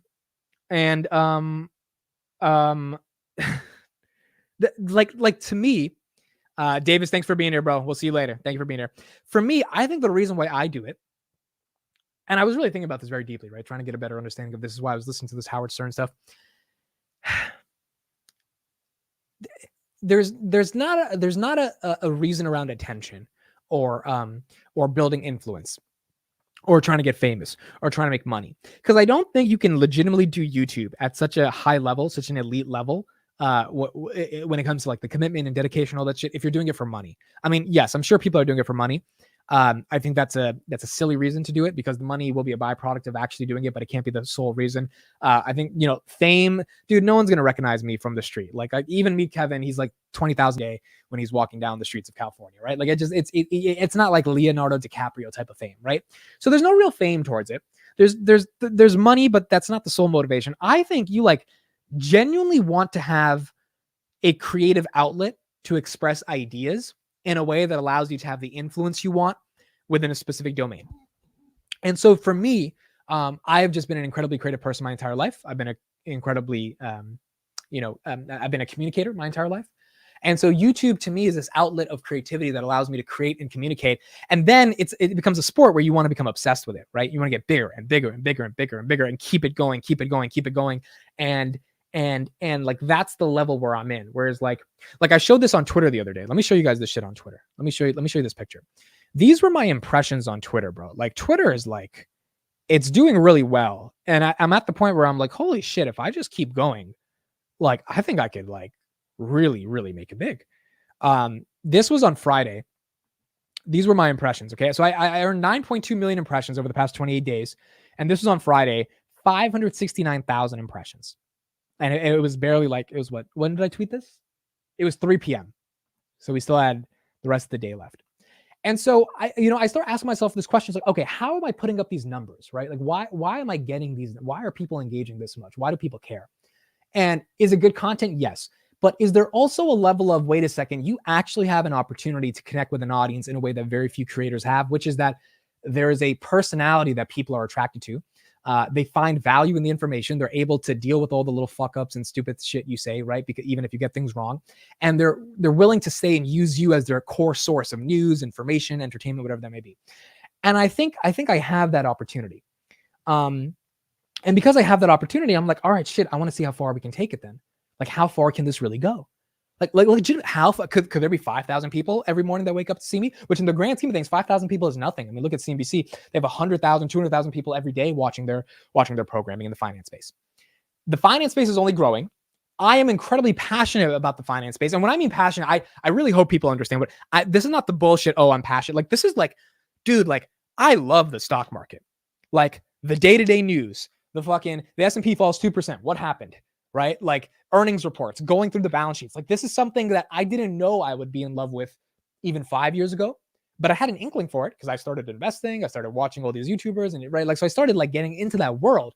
But to actually be a media personality in this space, like to genuinely be someone who creates media, who creates content, who has a name, who like potentially will be on CNBC one day, who builds their brand around talking about the stock market and stocks, and like, you really got to actually care about it. And I think there's a lot of people on YouTube, you can easily tell they don't give a shit about it. They know that the YouTube ad revenue is higher for finance channels. So they're like, okay, if I just talk about finance, I will have more money.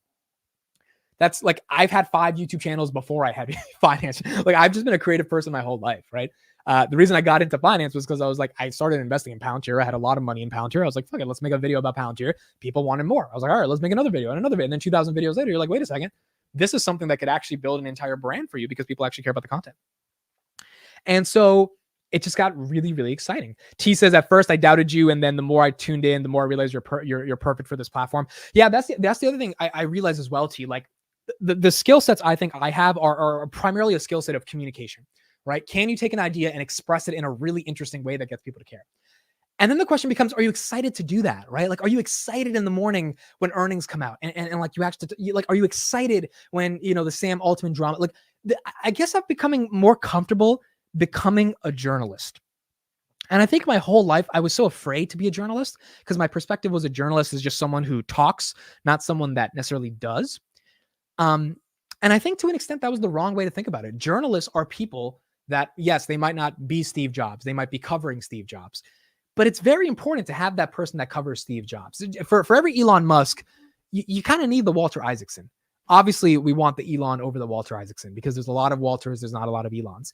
But when you have the ability to communicate around a certain topic in a story in an interesting way, that is valuable. And then if you build that platform and then you do stuff with that platform, meaning you can build your own things as well, I think that encompasses a lot of different things. So to me, it's just really exciting every day to do it. That's why I do it. So to the question, why are you doing Finance Junkies? Dude, because 500 people every night want to listen to what we have to say. And before that was like 100 people. And so when you see the growth and you're like, well, wait a second, do we like talking about this every night to do it 5 times a week? Yes. Okay. Are people actually showing up? Yes. Okay. Let's just see where we can keep going. Let's see how far we can fucking take it. And that's the part that that gets me the most excited. Michael says, I've been watching ever since I left Palantir. Thank you for your content. It keeps me connected to the shower. Michael, thank you so much for being here. I appreciate that. And so it's just fun. It's a really, really fun thing to be able to do. Drew, thank you for being here. Thank you for being here. Merry Christmas to you as well. Hope you enjoy times with your family. Thank you for being here. Okay, so we talked about that. That was the YouTube stuff. You guys saw the YouTube analytics, saw some of the numbers, talked about some of the goals. What else do we have to talk about today? What else do we have to talk about? Congrats on the success. Wonderful to see. I appreciate Esteban's. Appreciate you being here as well. What else do we got to talk about? Put some topics in the chat and let's get to it. Oh, Kris says, okay, perfect. Kris, you texted at the perfect time. Kris, I'm sending you the link. We're going to have a friend join so I can at least drink some water and force Kris to talk about something. and we're going to get some content out of Kris. So Kris, I'm sending the link right now on your WhatsApp and we will have Kris Patel join us. And we'll keep going from there. Audia, I will be giving an update on that in a bit, probably in the new year. So new year, you guys will get an update on that as well. Kris, where are you in the chat? Okay, here you are, Kris. There you go. All right, Kris, sent it. Did you already talk about Pelosi and Nvidia strike price? Yeah. So Pelosi, for those that don't know, she bought $2 million $5 million of call options on Nvidia at $120 strike. Now these are deep in the money call options. A lot of people are like, well, why would you buy? Because the only way she loses if Nvidia is not $120 by December 2024. So why did she buy call options? Apparently, when you buy call options for something that's that deep in the money, it's actually somewhat cheaper than buying the stock outright. So the price movement is going to be similar to if the stock goes to like $600-700, she'll make the same as if she had bought, the shares. But deep in the money means that you're betting that it's very unlikely the stock will be below that price back in December of 2024. So that's why she did it. Of course, she probably knows something that all of us don't know either. So that's why, she's continuing to buy in that way. Kris, what's up? Give me 1 second to just connect my headphones. You're good. Paul, S&P gains in 24 or detracts? I think H1 can be tough for the S&P for a variety of reasons, but H2, I think, which means second half, we might see those gains start to expire. But I think generally next year is going to be bullish. What up? How's it going, man? Is it connected? I think it's still not connected. Your mic. Oh, it might not be connected. Yeah, you might not be connected. A small chat about the Solana. Okay, we'll talk about that in a second as well. Yeah, you guys basically get an episode of Finance Junkies today. Basically.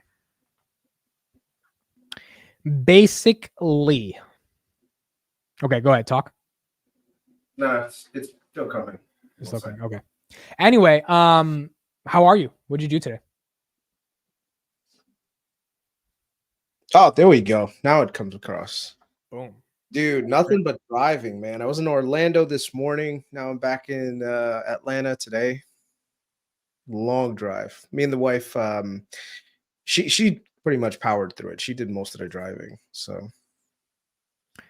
okay. So put any questions in the chat you have for Kris. Kris, let's start off with this. What was your best and worst thing that happened in 2023 for you? The best thing was some of the freaking positions that I had in options, because I absolutely killed it this year. Do you want to tell people how much you're up for the year entirely? Nope. I'm not gonna say, but I had a lot of great companies that I picked up very early this year that absolutely killed it, and it was nice. It was nice seeing my portfolio go that green. It's definitely not an event that I think is repeatable every year, but fingers crossed, we'll see what happens. Why don't you think you can do it this year? Is it like can you explain why 2023 was so important to do options versus 2024? Because 2022 was just so oversold. Like, you had some of the greatest companies on the planet selling for 50% off, and in Facebook's or Meta's case, 70% off. So it was such an easy target. So at the time I was screaming at the top of my lungs, like, and it seemed, when they say like when markets are rational, that's when you should be buying. We couldn't have got more rational than 2022. Yeah. So to get those kinds of gains, it's very hard to come away with that kind of mispricing. Like, I always, if you notice my investing style, it's more to always look for mispriced equities. So when prices are mismatched, then that's when you actually make some real money. So it's just one of those things that like last year we had in spades, and this year there's still pockets of opportunity, but not nearly as much as last year. So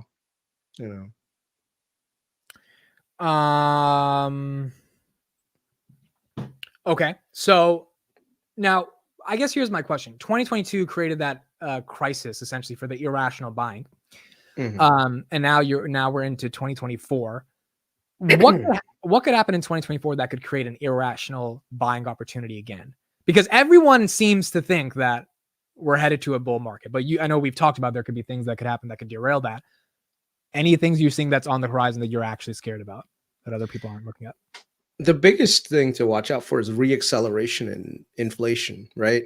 I think the narrative right now is that inflation is dead. We don't have to worry about it anymore. Everything is golden. And I hope that's the scenario, right? Like, I think 80 to 90% chance that we're going to have a great bull market in 2024. But, you know, when it comes down to it, there are always times where things can, you can always get, the economy can always get thrown a curveball. And then, which case, every projection that was made 6 months prior means absolutely nothing. You know, look at how many CEOs were confident in June that there were going to be cuts in November, December, right? Like, if you go to any earnings call, everyone's like, oh, yeah, there's going to be cuts at the end of the year. Like, Fed's already declared victory, like, you know, because inflation had gone down to 3%. And then all of a sudden, you saw inflation start to rise in July, and everyone started to like freak out and started selling shit. And then the worst of it was October, where there was just so much bearishness. I had to write a pretty long thing on Patreon just to explain to people, like, don't like jump out right now. Right now is the time you want to be in. Be very careful, you know, not to get scared away from this current market. And so even on Twitter, like, Twitter is, I think, it's like the greatest platform to understand where market psychology is. So you saw all these people just post bearishness after bearishness, and then all of a sudden October comes around and shit just flipped, you know. So it's interesting to see that dynamic. But I think right now the opposite might be happening, where there might be a little bit too much euphoria in the market, and we actually could see a small pullback sometime in the first half of 2024. But then after that, I think we'll rock higher. You know, I think there's still a lot of things that are oversold. So best to look for those opportunities and see where we go. Put any questions in the chat if you have any questions for Kris. And if anyone wants to join, let me put the link in the chat. If you want to join, ask a question, anything like that, feel free to hang out. Okay, so what is your S&P 500 target, Kris, for next year? I mean, 51, maybe you're an analyst 5,200. You have to have dude, 1 year price targets are absolutely bullshit. Like, I don't know why anyone even tries to make them. If you look at any of these like the Goldman Sachs, Morgan Stanley analysts, bro, they're adjusting their shit every other week. Yeah. They're like fucking weathermen. You know what I mean? There's no rhyme or reason why the market ends up where it does. I mean, all these price targets mean absolutely nothing. Like, I could throw a number out there and be like, yeah, we're gonna hit 5,200, but bro, I'd be lying to you. That I know that it's gonna be at a certain level. I think the market does what the market does based on the information that you're given. Like, who would have guessed we got hit by COVID in March? Tell me any analyst that got COVID right, you know, or that we would have a massive recovery post-COVID. Like, you know, no one can really tell, man. I think the best thing to do is, especially when it comes to this, is find companies that you know are structurally sound companies that are undervalued, buy them cheap, hold them until they're not cheap, and then look for the next cheaper company. And there's plenty of companies that right now that fit that bill right now that are still discounted relative to their valuation that should be. So what do you think about people saying home prices will skyrocket with lowering interest rates? I think the opposite's going to happen, actually. And I've been saying this opposite is going to happen for a while now. But if the interest rates lower, doesn't that mean there's more demand, which means prices go up? Normally you would think so, but you know, you have to take two steps back to understand what exactly happened with housing and the reason why housing went up so much this year in the first place. So, you know, post COVID, everyone had the opportunity to refinance their interest rates on their 30-year mortgages to like historically low levels, under 3% for a lot of people, including myself. Like, my mortgage is freaking, like, I barely pay anything right now in terms of like mortgage interest. So there's very little incentive for me to move. And that's the case for so many people. So if you're forced to move, then yeah, maybe people put their homes on the market. And on the other hand, you had this rate rise that was like a very fast rate rise. So it made it even less incentive. It even gave less incentive for people, even if their life situation changed, to sell their home. Instead, they would just put up with whatever life situation that they had just to make sure that they didn't have to buy and sell. So the inventory levels were shockingly low for 2022. So the few bidders, the few people who did put their homes on the market for sale they got bid up because everyone wanted to buy houses. You ask any realtor, they'll tell you like most houses got like 20 offers within like a weekend. So now the problem is you have all this inventory that's sitting on the sidelines. Because I mean, think about it this way: me and you, right? Average people, they tend to move about every 7 to 9 years. A lot of things happen circumstances wise in order for people to move. People get divorced, people die in the family, people have kids and need to get into bigger homes, people have kids move out, so they need to go into smaller homes. Well, all of those reasons, a lot of people kind of put on hold with higher interest rates. But as you start to lower the interest rates, what you're going to see is more people putting their homes on the market. And the more people that put their home on the market, that means that the inventory numbers go up. And if the inventory numbers go up, that means that now there has to be buyer demand to pick up for it. And there is probably some buyer demand in place, but you also have to contest with right now rentals, which are just absolutely being crushed. So if you look at the cost of renting versus owning, it's significantly higher to buy.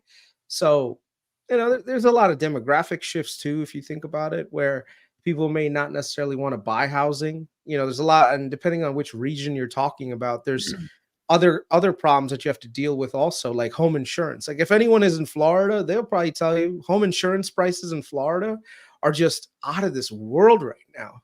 So Right. Texas has a building boom like there's no tomorrow. So there is a lot of inventory that's on the sidelines that might be coming in. There's certain parts of the country where Airbnb was like a big thing, and now you're starting to see the collapse of Airbnb because there just might not be as much demand on the Airbnb side. Right. So people are they have to weigh how much this property is costing them. And like I think we're going to see a lot more inventory come onto the market, and when that inventory comes on the market, housing prices are going to go either in two directions. They're either going to go down or they're just going to remain flat for like the next 10 years, where you probably won't see house prices like go up like what we've seen over the last 10 years, which is like 3 to 5% per year on average. So instead, what you'll see is like maybe 1 to 2% growth in the price of housing, which is good because that means that inflation naturally will eventually catch up to a point where people can afford to buy homes again. So we'll see what happens. It's going to be really interesting going into the new year because so many of us think we know what's going to happen, but we have no idea what's actually going to happen. Johnny says new home builder inventory growing. New homes are more enticing until rates drop 1 to 2%. That is another good point as well. The other thing is home builders, they have been smart in that they know that they have to move inventory. So they've been able to do rate buy downs, right? So basically they'll buy the rate down initially so that this way the first few years you're not paying as much in interest. The other thing is realtors, and this is the one thing I hate about realtors, they fucking lie because they have to make the sale, but they all say like, oh, don't worry about like what do you call it, the interest rate right now, just buy the house now, and when interest rates go down you'll be able to refinance. And yes, that is possible, but if the home price drops, you will not be able to refinance. Why? Because your equity will be wiped, in which case now you have to put up more equity in order to refinance, right? So if you're sitting on a mortgage, let's say you bought a house at $700,000 at an 8% rate because you were just like, hey, I need to buy a house because my realtor said I can never get in again. Well, if the interest rates go down to 5%, but your house price goes down by 100,000, you're going to run into a problem when you try to refinance it at 5%. The bank is going to say, sorry, you don't have enough collateral in this because your equity position has been cut to the point where right now your equity, you don't really have equity in the house right now.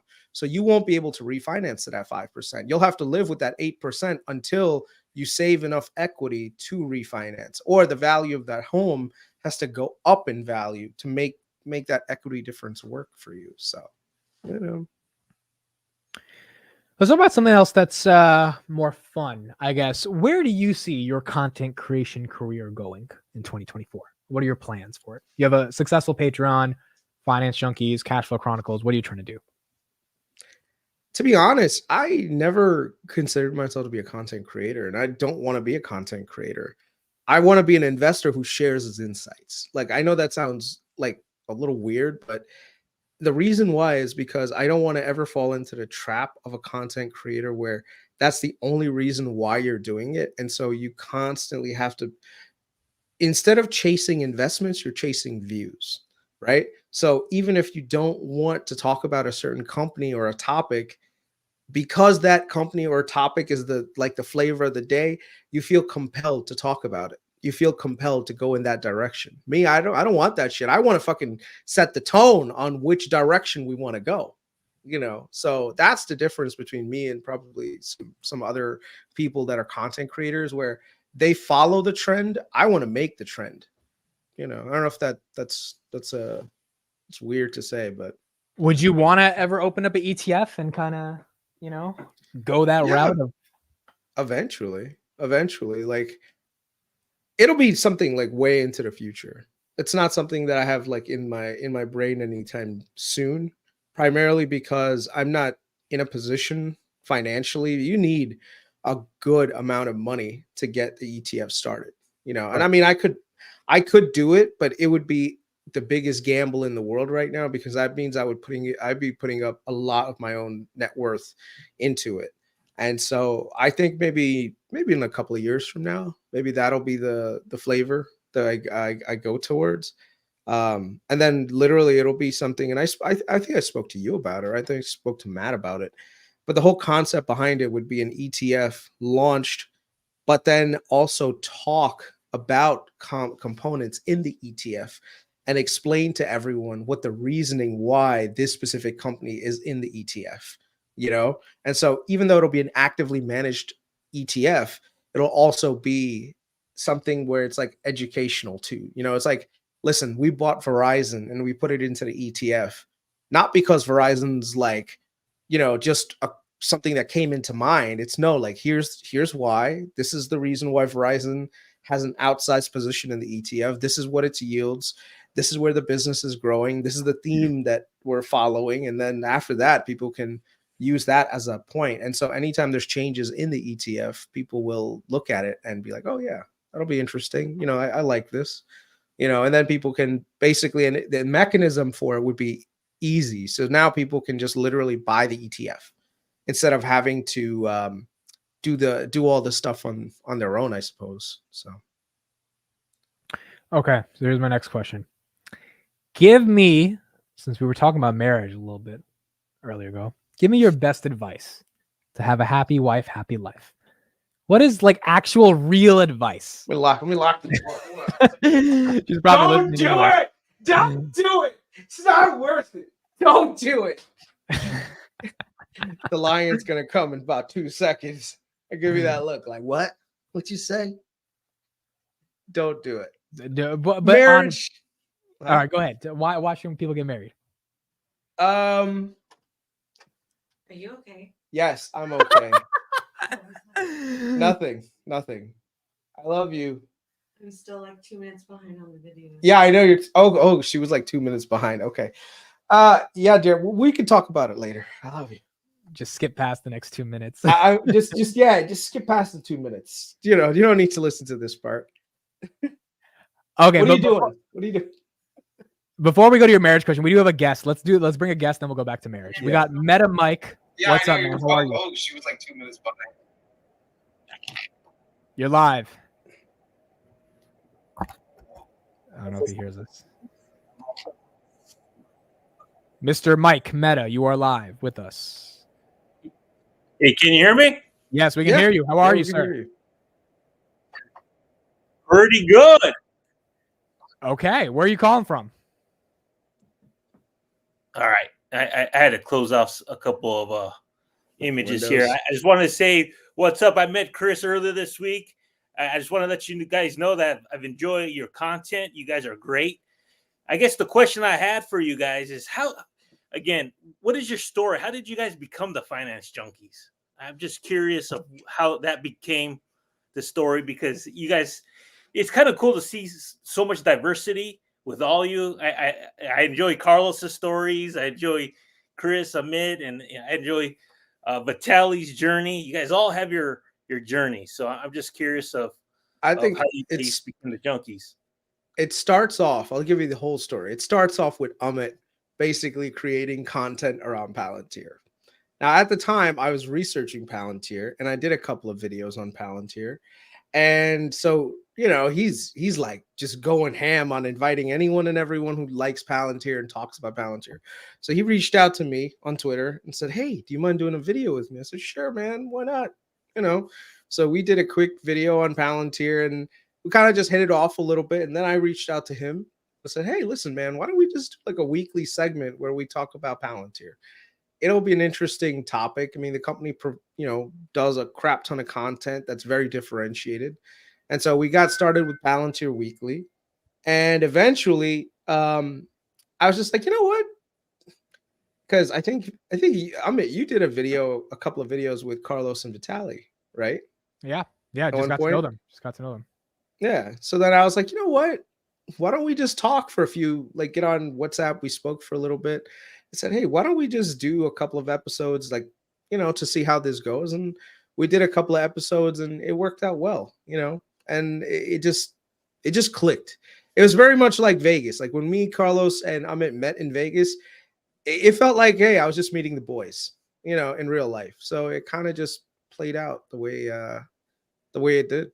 And now we just do it on a weekly basis. We debate. All four of us have different ideas, different goals, what we think works, what doesn't work, and the good thing about everyone is that they're not afraid to voice their opinion, whether or not like the other people agree with it or not. We don't hold back. Like you've seen it. Like I've shitted on Enphase, Absolutely. You guys have great chemistry. I mean, that's one thing I've noticed. You guys disagree, but you guys do it in a manner where how it's supposed to be done. So yeah. And I appreciate you guys helping us new people trying to get their money working for them and giving this great advice. So Amit, you do a good job hosting it, and all you guys bring something to the table. So I appreciate you guys. It is hard work. It's almost like a job. So I appreciate you guys keep it up, and maybe at some point, Amit, having the Vegas thing again. That's something I'm interested in meeting all you guys. Are you from Vegas? No, I'm actually in Ohio, but Okay. I was born and raised in LA. So Oh wow. it's just, Yeah. I see the UCLA in the background, man. I see the thing. Actually, my wife went to USC and UCLA, but this is my wife. My wife's smarter than nice. I am. Nice. I went to Cal Poly Pomona, so I was, Okay. I'm a Mustang. So, So you think it's a good thing to get married, Meta Mike? Yes, I got two boys. They make it worth it. How old are they? One's 13 and the other one's 11. Okay. They're both tennis players. I play a lot of tennis with them. They bring something. They bring something to your life that's kind of missing. It brings everything together. I find it fulfilling. And especially I think Kris, you have a strong woman behind it. I do too. And I think having that behind you is very important and helps things. Yeah, strong behind, front, everywhere. Dude. Always watching me, bro.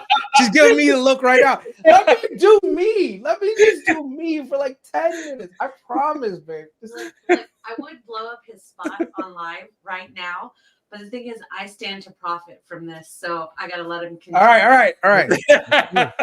Always for the money. He's my investment, so I gotta lean in. All right. I'm your Alex Karp, right? I'm your Alex Karp. That's right. Dude, the bigger your brand gets, Kris, the more money she makes at the end of the day. That's right. That divorce settlement's gonna be expensive, boy. She's gonna be the fifth finance junkie, whether we want it or not. She's like, I'm taking Chris's half share, and she's gonna join you guys. That's what she's gonna do. Yeah. All right, Mike. How many times do you watch the pod? You watch every night, Finance Junkies, or? I try to watch you guys every night. Sunday through Thursday. Yeah. And some days I try to watch you in the morning, but I got work, so just like everyone else, I at least try to listen to you. But I do my best to to support you guys. Yeah. And I'm hoping you guys be successful, because I think you guys have something good going. And you're helping all the viewers kind of learn about these different opportunities. I look at stocks as opportunities. So I think, and then I reached out to TJ. That guy's an interesting guy. I like the different personalities you guys actually bring on the show, and you just get a different mix of personalities. So he's something else. So, But one of the things that's interesting about YouTube is that you get to see all these people in their different investing styles. Like some people are like TJ is a wheel guy, right? So he Right. uses a wheel strategy. Carlos and Vitaly are more like buy and hold forever, like even if it's something that's super speculative like Bitcoin, that's the way you want to go. Me, I'm a very like, okay, let's look at the fundamentals of the company. Let's see where things go. If things don't make sense, look at the macro. And so sometimes my style can get a little bit kind of like weird too, where people are just like, this guy, he's just, not loyal to that one stock. But like I said, everyone's got different styles. Everyone's got different takes on what it is. And ultimately, the goal is to be successful investors. Right. And I think for the most part, viewers can watch each person's style and adopt the best parts of it and use that in their own personal life and portfolio. Like, just because I don't buy Bitcoin doesn't mean you guys shouldn't buy some Bitcoin as a thing. And just because Palantir, in my opinion, at $20 is a garbage stock doesn't mean that you can't buy it at $20. And I'm trying to mess with Amit because he looks like he's bored as shit right now. He's like, what are we talking about here? I didn't get any rise out of him. I didn't say I crapped up Palantir. Dude, no, it's not that I'm bored. It's that you can't phase me anymore with Palantir. You can't do it. No? You try because you got your money. Because you got your money. I love Palantir. He's sitting prettier. He's filling up his bags, so no. When Kris used to get to me when it was at $8 and Kris sold out, I was like, oh boy, it was at $8. Okay, let's get this corrected. All right, I sold at 12 and I sold at 16. I did not sell at 8. Whatever. I'm saying when the first time he sold out in 2022, I was just like, oh, this sucks right now. But then the stock does a little better. You're not as worried about it. Yep. So. All right. Thank you, Meta Mike, for joining. I appreciate it. All right, guys. Yep. Peace. See you, man. Yeah. Peace. Right. Okay. So give me some real marriage advice, like real advice people can take that can allow their significant others to be happy with them, girl or guy. All right. So I will give you the same piece of advice that my dad gave me. And it's actually worked out well. Like, I love my wife. No matter how much I say, don't get married, all this bullshit, I do love my wife. I'm happy I'm married. The advice that I would give you is don't look at the girl, look at the mother. Okay. If the mom is awesome, the daughter will be awesome. Like me and my mother-in-law, we're like this, son. Like she loves me, I love her. Like I would go to I'd go to war for her, dude. So even if, let's say, this whole thing with me and my wife doesn't work out, bro, I'll still like talk to my mother-in-law. Be like, hey, sorry, I'm keeping you. Your daughter is a second thing, but I love my mother-in-law. But I never will probably get divorced because my mother-in-law's awesome. But yeah, so I'd say if you find a girl, you really like her, meet her mother. See what the mother's like. If the mother's got a great personality, she's nice, she treats you fairly, treats you like a son, then I don't think you're gonna have a problem. But if your mother-in-law is some kind of fucking bitch, dude, eventually that bitch attitude is gonna come into your wife, and and then shit just won't work. So I'd say look at the mother. If the mom's good, then you're good. Dad, not so much. I think her dad always hated me, and I'm okay with that. I made my peace. Eventually, I worked my way into his heart too, and so right now we're more. He didn't like you at first? Oh hell no! I don't think a single father ever really just like looks at a son and like a prospective son-in-law and just says, yeah, I like him right off the bat. Like, and most of the time, it's like, who's this guy coming after my daughter? So but her mom was awesome. Like from day one, the first time I met her, I was like, dude, she's awesome. And the funny thing is, I had actually met like another girl that I was dating a while before that. I actually met her mom, and her mom was a bitch. Her mom would be her mom, like straight out, like I'm just talking to her, to the daughter and stuff. You know what her second question to me was? Like, oh, how much money do you make? I was like, I make enough. Like, I don't know what fucking kind of like imagine right now you meet your girlfriend's mom, right? And she's like, oh, hi, how's it going? How much money do you make? Like, what the fuck? That's what the mother was like. And so, of course, that relationship didn't work out very well. But it's just one of those things. You'll see. And especially in our culture and Indian culture, I guess this money thing does come up a lot, especially if you do the non-traditional, if you go the non-traditional career route. Like, bro, if you're a doctor or an engineer or some kind of, like successful person, you get all kinds of passes. But if you don't do those things, bro, you got to fight your way up the chain. You'll see what I mean. Like, I mean, if you end up with an Indian girl. For you, you're more progressive. You'll probably end up with some hot Latina or something. What was I gonna ask? I was gonna ask, what about finances? How do you guys think about money? Because obviously that's a big part of a relationship. Like, does she just trust you know what you're doing and you're not gonna make the family bankrupt? Or because 2022 you obviously were down a lot, right? So how did she deal with that? I'd say there's a little bit of trust here and there. I mean, I've always been I came into this marriage with assets. She came in with liability. She had student loans. I mean, she still does have students. So I was always good with money. Like, I've never been in a position where I've lost money to the point where it's left me in a place where I've had to ever have any like real family struggles. You know what I mean? Like, that's the one thing I'll never do. I'll never put my family through a situation where they can't have a decent life because I made bad investing decisions. So in that regard, I never really felt it. But yeah, I mean, me and the wife right now, I basically I try to explain to her why I invest in what I invest. And she goes with it. She understands. So even though I teach you guys, I try to teach her first, like all throughout the day today. And I'm sure that she probably got annoyed at some point, but we were driving all along I-4, and I was like, you see that right there, babe? That's a 5G tower. Like, that's going to be a really big thing tomorrow, because you see how many like radio antennas are on there. That's how they make money. And then I was like talking to her about these two companies that I'm invested in. One is American Tower, another one is Crown Castle, right? Those are both REITs. I was like, yeah, they're undervalued because of X, Y, and Z. People don't recognize it. And so she's like sitting there like, Right. I spoke to her about like commercial real estate a little bit, about how there's, a lot of issues in commercial real estate. And yeah, it's just things like that.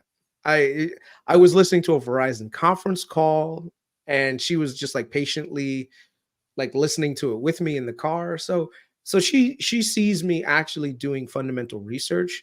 And so I will like try to sit her down and explain to her like why I think this is good, this is bad. And the good thing is that in her portfolio, because she has her own portfolio, she actually sees the value going up and she sees the growth, and she's like, oh, okay. So, you're not just talking out of your ass. You actually know what you're doing. So that helps. Okay, so finances are safe, and then the mother-in-law stuff is safe.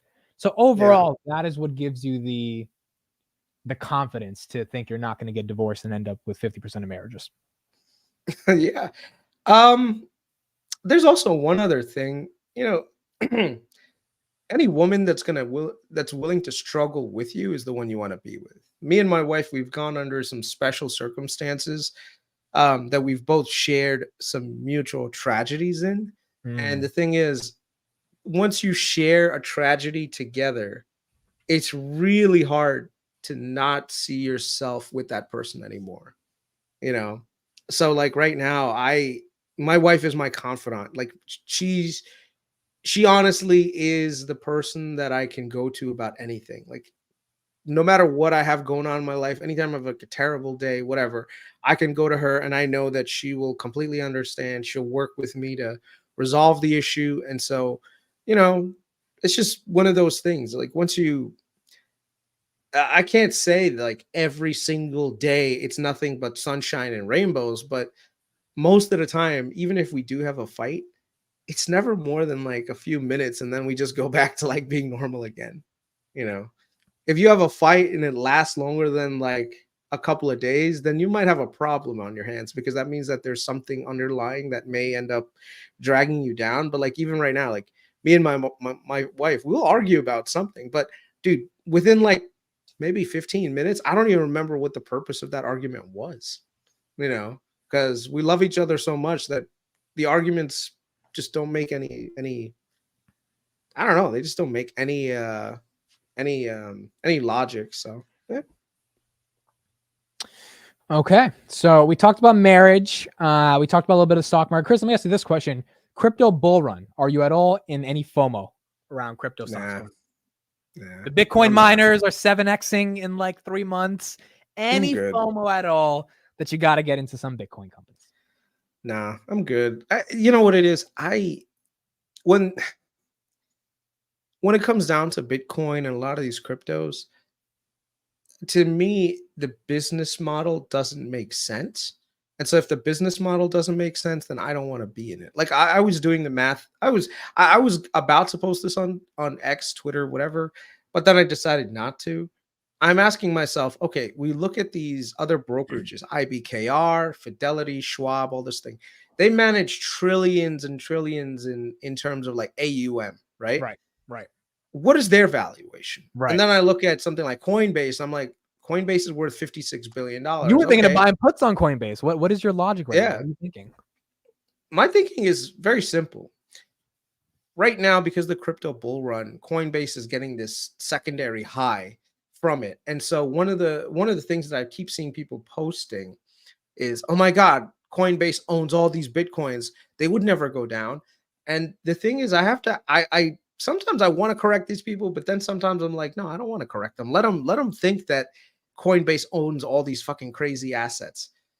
Coinbase does not own that many Bitcoins on their balance sheet. Okay. They're holding them for clients.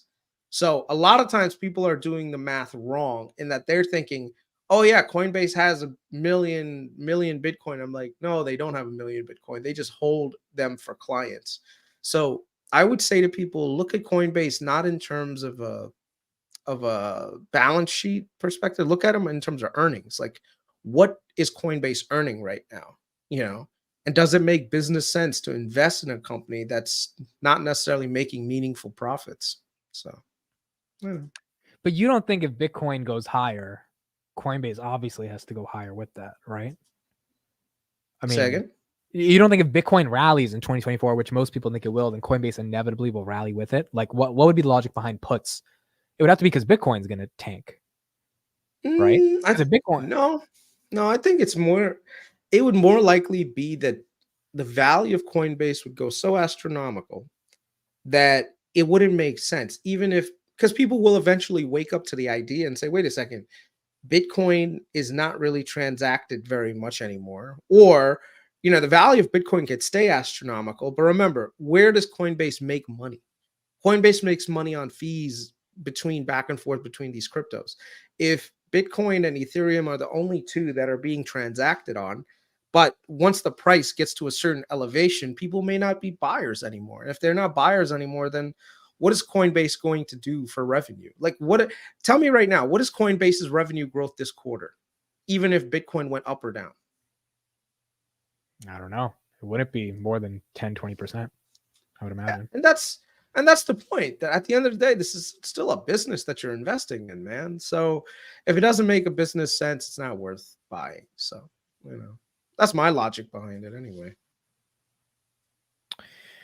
Okay. Let me know in the chat if anyone has any of these crypto companies, crypto miners. Obviously, a lot of money was made with them. Brown Group Inc. says you can't pay for lap dances at the strippers with Bitcoins. That is true. Some of them might accept Bitcoin. You never know. Nicholas Lawrence, thank you for the $20 super chat. Really, really appreciate that one, man. That's awesome. Hashtag Amit. Thank you, Nicholas Lawrence, for that. Appreciate that, bro. $20 is a lot of money. Thank you so much for that. Okay, Kris, let's talk about this question.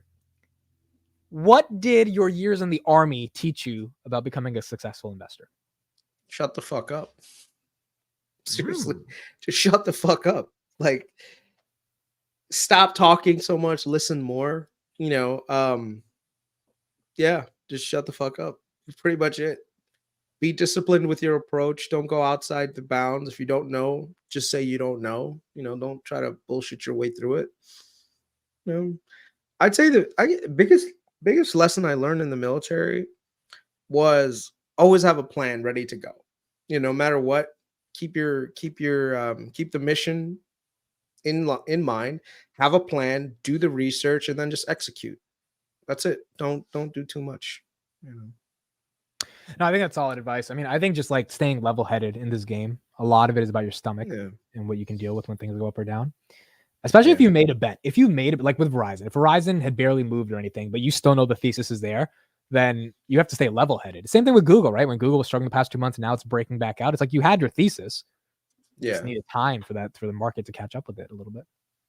Yeah, pretty much. Okay. Best big tech pick for next year out of the big 7. I think I know your answer, but what do you think? Google. I think Google is probably the most obvious. You look at on any metric, I think a lot of people are considering Google search business to be at risk. It could be, but I think the amount of disruption that will take is too far into the future to matter. Google's valuation right now is still very attractive relative to its peers. And the number 2, and I'm actually debating whether or not this one is better than Google, would it be Amazon? Amazon is just absolutely killing it on all fronts, and they could actually surpass Google at some point, in terms of market cap valuation. So I'd say, believe it or not, Amazon or Google. So I just would probably buy, and I do have both actually. I have some spreads on Amazon, I have some spreads on Google, and I have shares in both as well. So yeah. You don't think at all Nvidia is probably going to outperform all these guys because their growth is not going away anytime soon? I think there's a lot of cyclicality to the business that Nvidia is definitely trying to fight against, but this is that chart. If you remember on the Patreon that I posted, where you have these bouts of euphoria and then the things come down and then things kind of just level up. So ultimately, I think AI does become a revolutionary thing that we all use in our everyday lives. Companies use it, but there's just so much bullishness on AI without that many real AI level products that are making money right now. So all we're seeing right now is this giant move in euphoria, and the main beneficiary for it is, of course, Nvidia, because of it's first to market with its moving.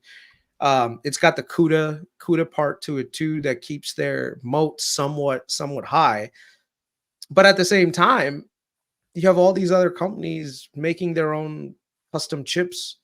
And so eventually you are eventually going to be competing against your own customers. So right now, Amazon, Microsoft, Google, everyone is doing their own chips as well. So if the value prospect of Nvidia is their chips, and they're competing against their customers, eventually their customers are going to be shifting away. And it may not be meaningful shift away, but they'll shift some of their stuff away. And so the projections on Nvidia might be a little bit too much right now. So, and then you also have AMD behind them as well, and possibly even Intel behind them as well. So it's like you have a lot of competitors coming too, and your valuation is really high. And then there's all these articles about how the culture at Nvidia, because they've just rode up so much, has been kind of like becoming very, like, I don't want to say lazy, but kind of just like the employees are like, oh, bro, I made my money. Shoot, my options of 10x, I'm good. So they're just kind of like, they don't have necessarily the drive or the energy to do more and more. So that could also be a factor as well. So we'll see what happens. But I'm not a buyer of Nvidia at these prices. Like you'd have to be kind of crazy to buy. I wouldn't also sell either. So, you know, I wouldn't short these guys. Shorting Nvidia is like playing with fire, dude. I'm not gonna do it. Please like the stream if you are here. Thank you, 201 people, for being here on Christmas Eve. Chris, did you ever celebrate Christmas growing up, like with the tree and gifts, or no? Yeah. With I remember my first Christmas in America.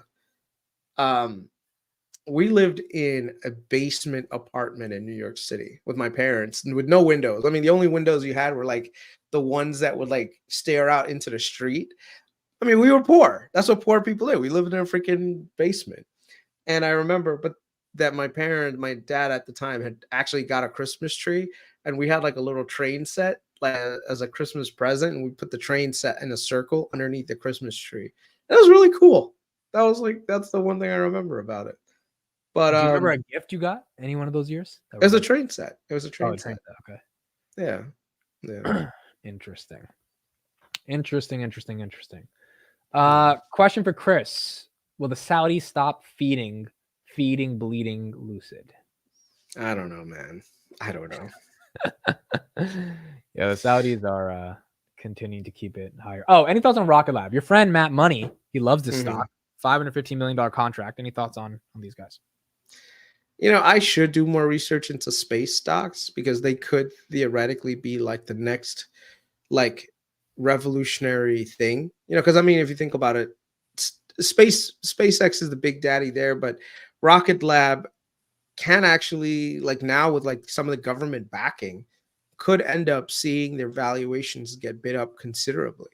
You know, this is how space companies are. If you have a tested product that works, it could mean that you have future contracts coming in from the government and from private companies looking to launch things into space. So I personally am still not a believer in a lot of space stocks, mainly because like I just don't necessarily see the value prospect just yet, but that doesn't mean that it's not there. And now with the government kind of backing Rocket Lab a little bit, Rocket Lab could actually do very well. So like I said, I have to do more research. I'm not completely sold on it yet, but we'll see. Yeah, I mean, Matt Money talks about it a lot, and it sounds exciting. I don't know, bro. Space is a hard place to win in, and like one rocket. The hard part for me is trying to value things, man. Yeah. Like when you have like a new industry or a new business or a new entire segment, it's really hard to value a company. It's like what is a fair price to pay for a company like this? So sometimes you can take a shot, like a gamble, and just say, fuck it, who gives a shit about valuation? Just buy the stock and hold it for the next 10 years. If that works for you, that works for you, right? But for the most part, I like to stay in companies and industries that have some history behind it that I can value and understand, like, okay, what is the upside that I could possibly get? So, yeah. Matt, get on stream so you can pitch us Rocket Lab. Give us like a elevator pitch, and we'll try to tear it apart, and we'll see how you can defend it. Okay, cool. What's one thing you bought this year that was a big boy purchase? What do you mean, like I just bought this iPad Pro for $1,100. To me, that's a big boy purchase. What's one thing you bought this year that was a fun thing for yourself? This gaming PC, like it was like 15 something, but it came with a lot of, like, it is a solid workhorse in terms of like gaming PC. So I bought it with a 4080 Ti. It's just a solid ass PC. Like I'm sure that this is going to be good for the next like 5 years for me. Yeah. Like I was struggling to use my older PC. Like it would crash here and there, but this one is just on another level. I also have a MacBook, but I got that a couple of years back for video editing, which I don't do as much anymore, but it's still a great, it's a great like laptop when you travel. Huh? Pro. Yeah. All right, we got a guest with us, ladies and gentlemen, Mr. Rango. Looking all nice. What's up? There he is. What's going on, man? How are you? Pretty good. How are you, man? Good. Yeah. Are you celebrating Christmas with your family? Do you have a tree, Yeah, stuff like I that? Or- mean, I have a small tree here. I mean, it's just, and I'm just cooking something, but it's a small place right now. I'm in the midst of transitioning to a new place. When So are you moving officially? I'm not sure, man. I'm actually like we actually had to move out because my job and my wife's job to closer to my job and my wife's job because we both moved jobs recently. Like, and now I had to rent out my house and some shit happened doing that, and then have to sell that place off and probably have to move somewhere close by. So Yeah. I'm in the market for buying a house. Where I'm are you? waiting. Where are you looking? Where are you looking? Arizona? Bay Area, Bay California. Area? Okay. Yeah. Yeah. Dude, Well, at least the how house prices in no Bay Area home prices are going down a little bit now. They're actually not No, that no, well. no. It's Yeah. okay. I mean, it's Yeah. flat too. It depends on the area and Bay Area itself. Like if your house is near like Nvidia or something, then the prices are Yeah. skyrocketing. But if Right. it's in like near the biotech companies, near the biotech stocks, it's all Mhm. about the equity markets because if you're living near Apple, for example, the house prices Mhm. are doing well. Like it Yeah. really correlates with the stock movements. That's It's kind of very evident. interesting. I never really noticed. I never even thought about that. Like, oh yeah, you know what? The like this area because it's doing really well. The stock prices are high. That means that the employees have the money to buy homes in this Yeah, area. that's exactly how it Oh, is. Yeah. maybe the Uh, realtors need to figure that out too. That would be a very interesting concept. Yeah, yeah. So. interesting. Yeah, I've been looking into like genomics stock. I mean, I started a small position now, but uh, I've been doing research. I mean, I want to hold like for 20, 30 years, right? So I feel Mhm. like it, recently with the sickle cell disease, Yeah, they approved an FDA treatment yeah, for gene editing. So I think it's going to be like the internet, that level of breakthrough in terms of medicine. So I'm still researching. So yeah, if you can crowdsource the research and talk about it, that'd be great. Or anything you is guys. ArcG is your exposure to it? No, actually, ArcG sucks, man. I used to have ArcG and I sold it off and I just bought like three stocks, individual stocks. Did you buy Um, Bluebird Bio? Is that the one you bought? Because no, Bluebird had actually, sickle cell. I So have like, oh no, not Bluebird. I have CRISPR, like the CRISPR. Yeah, yeah, Oh, Bluebird had like some cancer warning and all that stuff, and the stock went down yeah, 40% or something. I have yeah, like the other CRISPR. I have three stocks: CRISPR, Intellia, and Beam Therapeutics. I've yeah. done some basic research. It's like hardly any money in there. It's just to remind myself to do the research.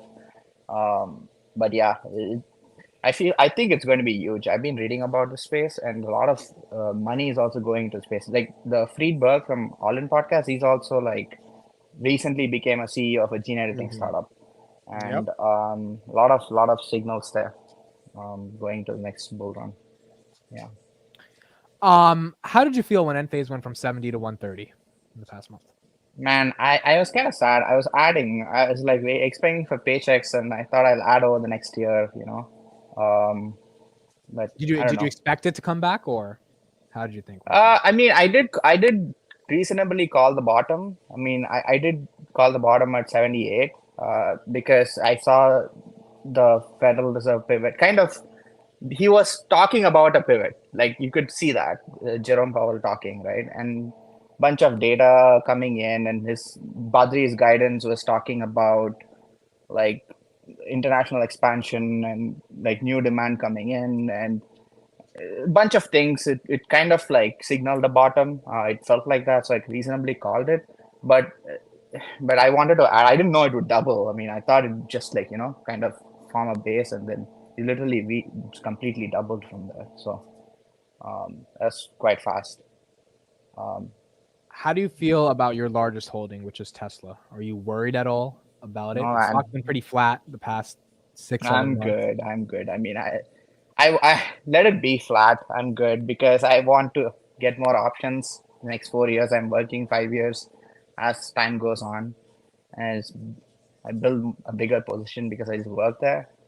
It's good. I mean, I feel like fundamentals more better than ever, and I in terms of culture, I feel like this is the last Silicon Valley company which is kind of has that old Silicon Valley culture remaining, in my opinion. Um, Everything is got kind of lazy. It actually moves still quite fast, Tesla internally. So that's pretty crazy. I mean, And you're still comfortable with Elon leading this company. You don't want him. oh yeah, yeah. I wouldn't have anybody else other than Elon. Oh yeah, for sure. I mean, it pushes speed internally. It's a value, and it's great. And Supercharger, I don't know if people saw Elon mention Supercharger is a Fortune 500 company now. Only Supercharger. Yeah, he did Yeah. say that. Yeah. Yeah, and our team is quite small. Like the firmware team worldwide, we are like 6 people. Like that's it. The whole post, like the post you see, right? Only 6 people, right? 6 or 7 people, right? Supercharging firmware for like the whole worldwide stuff. It's pretty great. It's pretty Do you small. have any thoughts on him and this whole go F yourself stuff? Do you guys feel like it's a little too much? I don't know, man. Elon does Elon things. Kind of like it, like, it takes somebody like him to build a company so audacious to build a company like this, but he's a package, you get everything or you get nothing. Once you make peace with that, you kind of like, you just take it or leave it and kind of Yeah, sign up for it. it's kind of like Steve Jobs, man. Steve Yeah. Jobs was a dickhole too. No one fucking liked Steve Jobs, Nobody. but he was still a visionary. So Yeah. a lot of people could have said everything that's being said about Elon Musk could have been said about Steve Jobs, right? Yeah. So, Yeah. What do both of you guys think about the future of X? I think Elon can make it a $200 billion company over the next 10 Dude, years. X would be huge. I mean, apparently you can invest in it in SoFi. Kathy would announced it through her fund. Yeah. So yeah, but it's only like 2% allocation or something. So I don't know. I don't trust Kathy with my capital, man. That's the only thing. Like Everyone for SoFi was getting so excited you can invest via SoFi. I'm like, dude, this seems fishy. Kathy, it seems very fishy. I just didn't. like the Kathy is literally like, I mean, I love her, the research they put up. That's amazing, right? Like she was with Nvidia at like $5 or something and never held on to it. And she's like, I'm going to the next one. I mean, the whole point of her investing style is like one stock, if it 100x, it makes up for all the other stocks. Yep. But she has like a cap of 10% on top of that. So it's like you have worst of both worlds. You don't have like a power law in terms of one stock making up all your returns, and she doubles down on all her losers. So it's like you don't have you have like limited upside and unlimited downside. Why would I even ever invest in her fund? She keeps selling her winners and adds to her losers. Never, like, it's the stupidest idea if you're investing in like extremely speculative companies, right? Based on technology, might or might not work. You invest in 3 and one become 100x, you just let it ride and not double down on the other 2. Kris, you think X can actually 10x from this valuation, or what do you think? I mean, I don't know what the current valuation is, so I couldn't tell you. It's like 20 billion internally, so 200 billion. Yeah, 200 billion is not crazy, bro. 200 billion. Okay, so here's the thing. It's just you have to figure out a business model that works, that's profitable, that does not piss off the rest of the world. Like right now, if you look at most social media platforms, they're based on ad revenue. So you need ad revenue in order to support the business model. So right now, the worst thing Elon could do is, tell everyone like, oh, I don't need you advertisers. Okay, well, that means that you need to reinvent the business model. And so X's whole goal right now is, I don't know, to reinvent itself to be something else. But in terms of like a public town square, I like the idea. I think it's a necessity. So we'll see where it goes. But I don't know. So Elon, the one great thing about him is he sets this like super like meta goals. It's very hard to fail them, right? Like for example, we are going to Mars, but there's no business model. But on the way to that, they figured out Starlink, right? Yeah. So it's just like, so now the next big thing is, we're gonna have free speech in the whole world. Everybody is gonna talk on it. On the way they'll figure something out to make money. It's just like you just like invest in it. Like like Tesla started as a electric car company, they might become a robotics company because it just takes this long-term vision and suddenly figures something out using the technology they built for something. It's Yeah. it's What quite I like amazing. what I like about Elon and a lot of the ways that he does things is that he's very, very capital efficient. Hmm. He did what I was thinking about Twitter a long, long time ago. And I think I've mentioned this, if you remember, Amit. I said, I don't know why Twitter needs so many employees, Yeah, considering they're all there really are is a fucking microblogging site. it's a group chat. You Yeah. know, it's a group chat. Like, why do you need 10,000 employees? That made no sense. So when he came in and he fired so many people, I was like, finally, someone with a goddamn business mindset. He knows what the hell he's doing. You Yeah, did not need that many employees. And especially when you saw those videos of Twitter employees like drinking wine from a fucking tap, you knew that the culture had been poisoned from we need to the best we can possibly do with the little amount of resources we have to basically an adult daycare center. yeah, And I think a lot of tech, if you look at 2021 and 2022, that's what tech had become. Look at yep. Meta. Meta was the same exact thing. And the thing is, you don't get innovation out of people that are looking to come in and basically be pampered all day. You need that thrive, that hunger to do more, so It's a lot of it's Silicon Valley lost it. Yeah. it's still like that. It's very few places. Tech has become a means to make money because it's just so much capital flowing, rather than like the whole culture of like just trying to build something cool. uh, I don't see that much anymore. It's very, very few and far. People do it as a job. uh, I mean, it's not a bad thing. It's become like that, and that's not where you get the best products from. Like, you got to be obsessed with what you do if you want to build great products. So it's just, yeah, that's just my opinion. But yeah, and it's just an adult daycare center, like you said. It's like they have laundry on site, and they have like haircuts, and they had all that stuff. I'm like, what the hell, man? Like, they have haircuts, laundries, and they had free food. Free food is fine, but they had like all kinds of fancy stuff, like world class chef making free food. Come on. Dude, Silicon Valley tech companies, it's kind of once you land a job, like these product managers that don't do engineering, right? So they're not really offering value. And then, yeah, I think those are the most valuable people at tech companies, the people that engineer. Product manager is super important, but a lot of them, they just talk between the slack between the engineers, right? And they get paid like 200, 300 grand just to do that. It's very interesting that we've created this Yeah, subculture in society of product managers. It's the most white collar job you can imagine, right? yeah. PM jobs. Sometimes I feel like there's so many people wanting to be PMs and engineers. I'm like, that doesn't logically make sense because you need one PM and 100 engineers, generally speaking, or two PMs, 100 engineers, but it's the other way around in terms of demand for the jobs overall speaking. Everybody wants to be a PM. Nobody wants to do the dirty engineering work. It's kind of like, yeah, I don't know All why, right. but yeah. No, you're right. You're right. All right, Rango. I think All right, that's I'm it. Thank gonna you for hopping go. on, man. Enjoy your Christmas Eve. Enjoy it. You too. See ya. Bye bye. Bye. All right. Kris, what else is on your mind? Any topics that you're thinking of? You're muted. Yeah. To be fair, it was a conversation you started to have. Like, where do you see yourself going for 2024? Mm-hmm. Like, what are some of your targets? What do you want to do? Mm-hmm.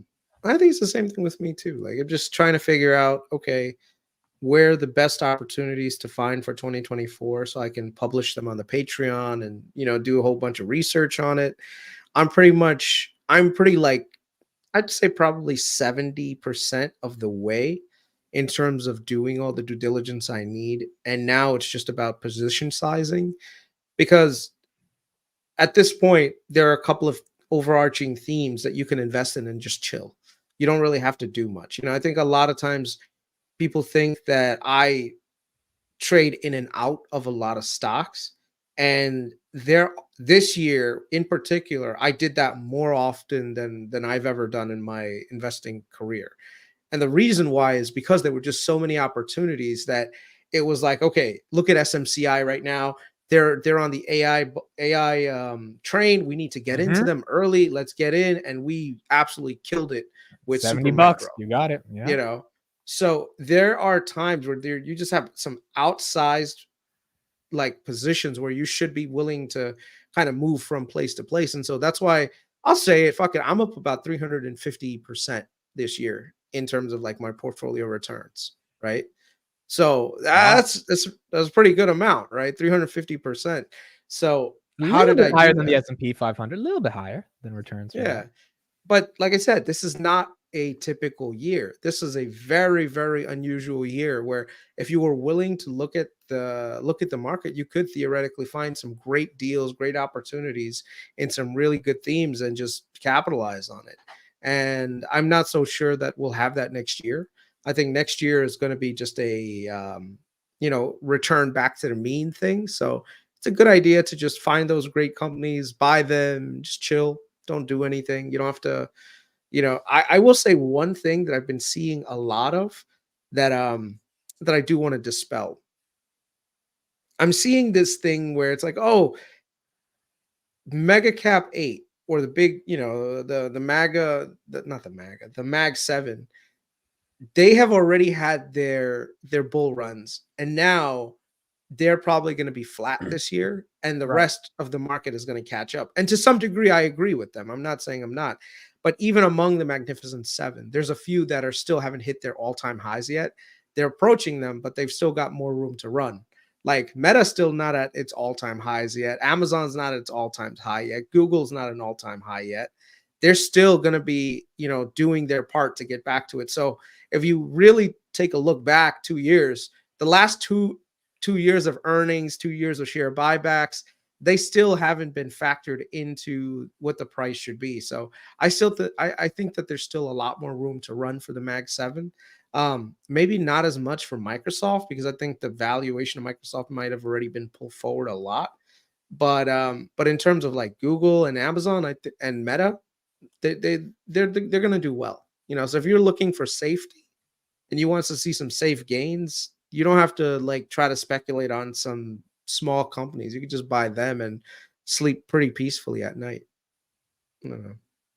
What do you think about that? No, I think it's going to be really interesting going into 2024, because I agree. I mean, these companies, not only have they not hit their all-time highs, they might make new all-time highs because the companies might perform. Like we're talking about AI with advertising and Amazon and what they're able to do to just keep piling on these 90% gross margin advertising dollars. That's not going anywhere. And advertising is just becoming more and more competitive.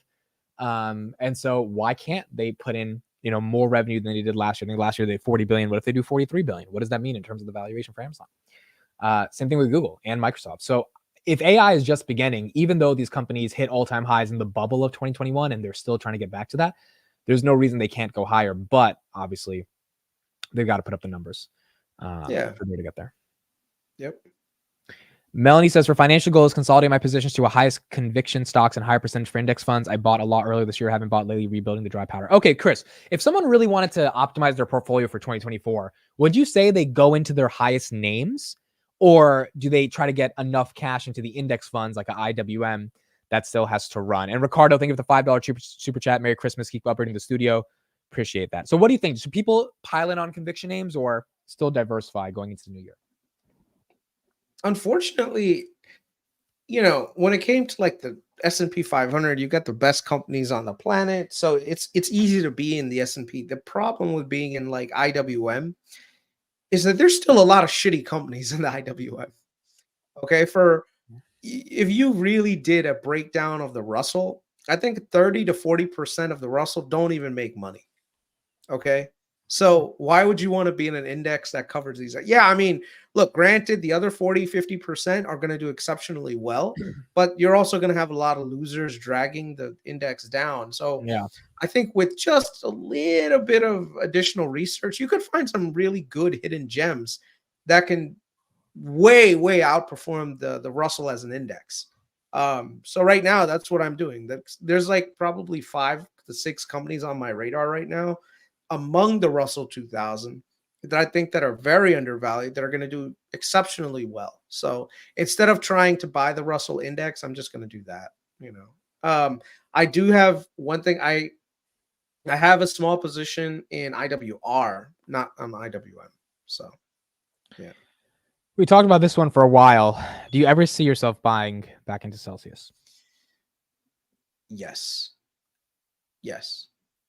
I see this thing everywhere, dude. Like even like today, I not the gift shop at the hotel lobby had Celsius. Mm. I went to like during the wedding, someone came up, they had Celsius with them. I went to gas station. There were more people picking up Celsius than there were people fucking buying Red Bull. Yeah. I know that sounds weird, but I see it everywhere now. Celsius is becoming very, very synonymous, you know. So sorry, I don't know why my headphone got disconnected and reconnected, but yeah, for Celsius, I just see it everywhere. I don't know what it is. Maybe it's their Have you tried marketing. it? Maybe Because I don't like the drink. Have you actually tried the drink? I have. There's a couple of flavors that I like. I'm still a Red Bull guy. Yeah. Like I like watermelon Red Bull. You know, it's just, but I've had an acquired taste for it for a while now. But I can see the appeal of Celsius. The other night, I went to an Italian restaurant with the wife and my in-laws, and like the girl at the front was drinking a Celsius. I think for all those people that like have this health conscious belief, they're all buying Celsius as like, oh yeah, that's my cheat way to get an energy drink without feeling guilty about it. Yeah. You know, so yeah.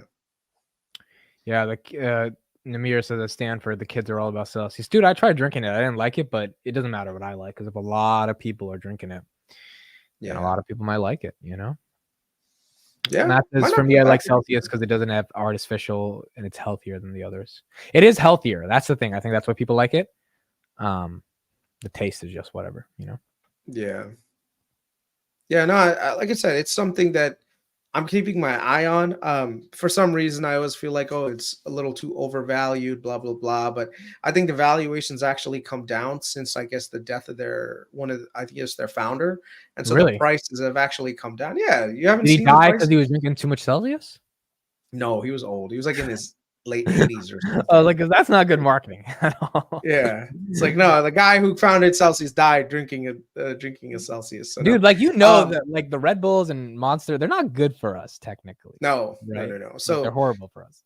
yeah, this is on a split adjusted basis, so you can see it's actually come down from 70 to 50. So what is that? Like a 30-40% retracement? Yeah. You know, over the last I guess like few months. So, you know, What's their max? something to Their keep max? in mind.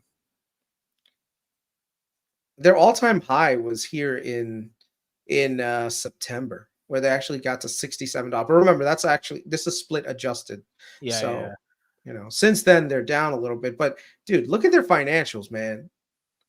Revenue growing at 100% rate, net income growing 150% per year, EPS growing at 100. If they can sustain this growth for even like 5 years, bro, whatever the valuation right now is out of this world. I mean, at the end of the day, what are they doing? They're just doing packaged goods, and it's something that people are going to keep buying more and more of. So I'd say actually it's not a bad time to buy some Celsius, to be honest with you. But I'm going to do some more DD, get some better pricing in my radar. And look at this, expected 16 fucking cents per share of earnings. This shit reported 30 cents. I mean, 100% beat.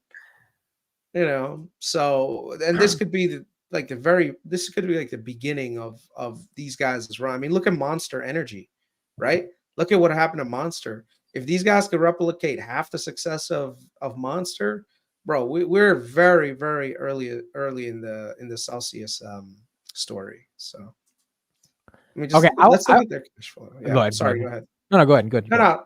I was gonna pull up Alpha Spread and look at their cash flows because I think that's always we might as well. Let's do it. Crux for me. Let's do it. Let us know in the chat if you have Celsius. I know a lot of people drink it, might not own the actual underlying asset. Let me log in. Sorry. I'd rather drink vitamin water. Interesting. Yeah, everyone's got different tastes, man. It's got different things. So let's see. Okay, so let's look at their cash flow financials. For me, I always look at cash flows. Like cash flows is where you're going to see whether a company's actually making real money or it's all just hype, you know? So everyone looks at net income and it's like, oh my God, net income. Like I could give two shits about net income. I want to see cash from operations and if they're trending in the right direction and then why. Let's look at this on a quarterly basis. So it's okay. Sign number one, they're doing well in terms of cash from operations. They're $84 billion in net income, of which cash, that's how many taxes. CapEx, they don't really have a lot of CapEx. They're They don't have a lot of, profitable. they don't have a lot of issuances in their free cash flow. What could happen in the world that would get people to stop drinking Celsius? I'm trying to think what could actually happen. I don't know, maybe a few people have some heart attacks or something that, but then even that usually passes No because one gives a fuck. Yeah, people. I've heard people say that if you drink too much Red Bull, that'll give you a heart attack too, and that actually has happened, and yet people drink that shit all the time. So Why do you keep drinking? Yo, your wife's like a doctor, basically. Why do you drink it? Doesn't she tell you not to drink that shit? she's the one that buys them for me too. So I don't know, bro. You know, dude, because like I Yeah, drink she- Red Bull too, and it's not a good thing to drink. Like it's not, you know. it's just but loaded up with tons of sugar. So I get the zero sugar one though, so I moved to that. you feel like less guilty about that you're dying early. Yeah. Okay, let me ask you about Truist. Okay, I don't want to Mhm. ask you about the actual stock. I want to know how you found it because Truist to me was like the case study of the year for me. A stock falls to $27, 11-year lows, not supposed to be at 27 if you look at the fundamentals. Why did it go to 11 or 27? Because its industry peers also fell, which is there's just so many lessons in terms of how stocks react, in terms of how the market operates and these arbitrage opportunities that happen. And now stocks at 37, jumps up. If you bought some options on the sucker, you're up a lot of money. What was your thought process when you even came up with the concept of maybe I should allocate some capital to Truist? Well, the first thing was I called the collapse of SVB and First Republic. So the first credit that I need to get is actually First Republic going down. I predicted that shit. Okay. So before we talk about like, oh my God, this company did a really good job recovering. No, first give me the credit on, hey, this sector was going to collapse. And so let me just show you guys because I have the proof. 1 second. Sorry, I'm gonna toot my own horn. While you're giving me the opportunity, I'm gonna take the. No, that's I'm gonna right. take I mean, the- I remember Sebastian messaged you about First Republic, and you like, yeah, you did see the thing that shit was falling apart. That is true. Yeah. So let's share this real quick. Right here, this is March 11th before You have it everything saved in your was fucking collapsing. bookmarks, bro. Oh my god. No. I just searched for it. No, it was this right here. Okay. Right here. So basically, they were generating 3.3% of interest income, and then that was mostly to their loans. I actually had to publish everything out. Some people were talking about JP Morgan, like, oh, JP Morgan is less. I was like, yeah, but do you see the liquid cash that they have? These guys weren't liquid. Everything was tied up in loans. So the minute that these guys would get hit by a bank run, that was it. This was going to be going down. And I remember I got shitted on like crazy. Everyone, these are the kinds of replies that I got, by the way. Look at this. You know, so this is not like me hating on First Republic, yet people that's what they understood it as, right? And so when FRC collapsed, it wasn't as like, what's the word? It wasn't as surprising to me. What was surprising to me about all of this was that strong banks with good fundamentals were also getting loaned. Were also getting killed at the same time. Right. So that's the part that always got me. So one of the things that I always do is I always look at the bond market to see what's actually going on. So when I see like collapsing bond prices, it makes you really wonder, like, hey, what the fuck is actually happening here? Why were bond prices? What do you mean, like 10-year? Why was that collapsing during that time? No, not the 10-year. The bond prices of the underlying security. So if you look at First Republic's bond prices, they were collapsing really fast. And the reason why is because bond guys usually they know what's going on, so they sell those shits off. Um, so I like I said, I did the research on FRC and SVB and knew that they just had a lot of shitty loans on their balance sheet and that they wouldn't survive if they got hit by a bank run. Now, what happened was that right after like they did collapse, the Fed reacted really fast. And I think a lot of people didn't understand how crazy of an intervention the Fed actually did and that who would actually benefit.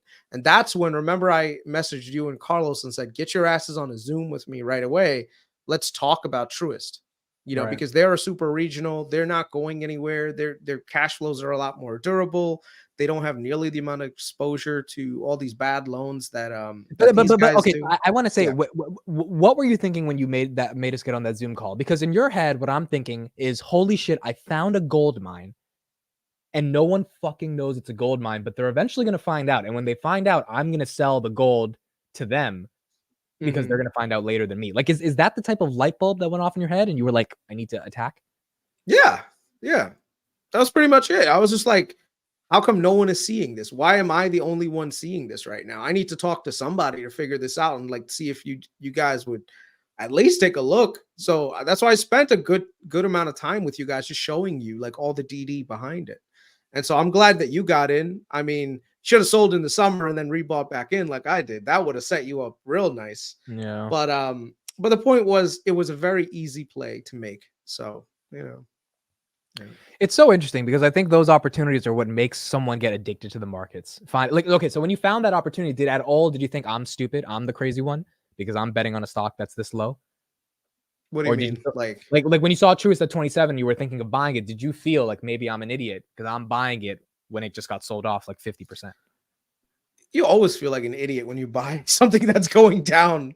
Like I've never been in a position where I didn't feel like an idiot for buying something as it's collapsing. But sometimes you just got to hold your nose and know that what you're talking, what you've done research in is right, and just go with it and hold on to it.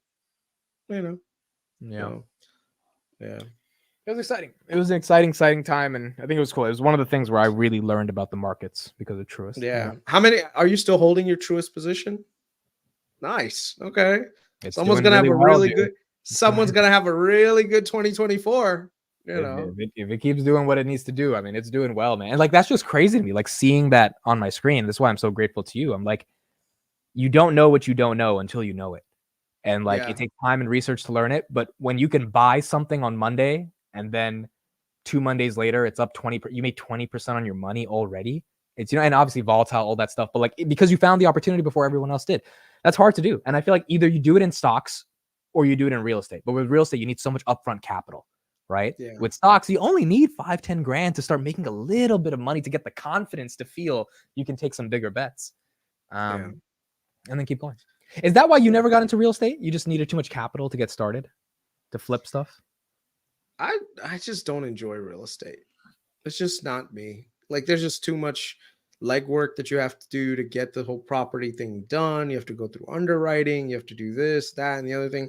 I'm trying to do more like passive investing where I just look for great opportunities other people don't see and just own the securities behind it and then make money that way. Like you really need to be a lot more like I know a lot of people that buy real estate thinking that it's very like hands off and it's passive income. And dude, that's like the furthest thing from the truth. When you're a landlord, you deal with a lot of issues.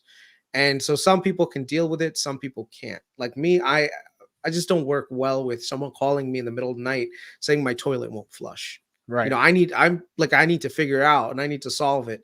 Where some people can just say, don't worry about it. I'll send someone tomorrow morning. Everything will be okay. So, you have to know yourself. Some people say, just hire a property manager. If let's say the property manager didn't treat my tenants right, I would feel bad about it. And so one of the things is like, I just don't want to deal with the hassle of doing all the others, other monotonous things that you have to do with real estate.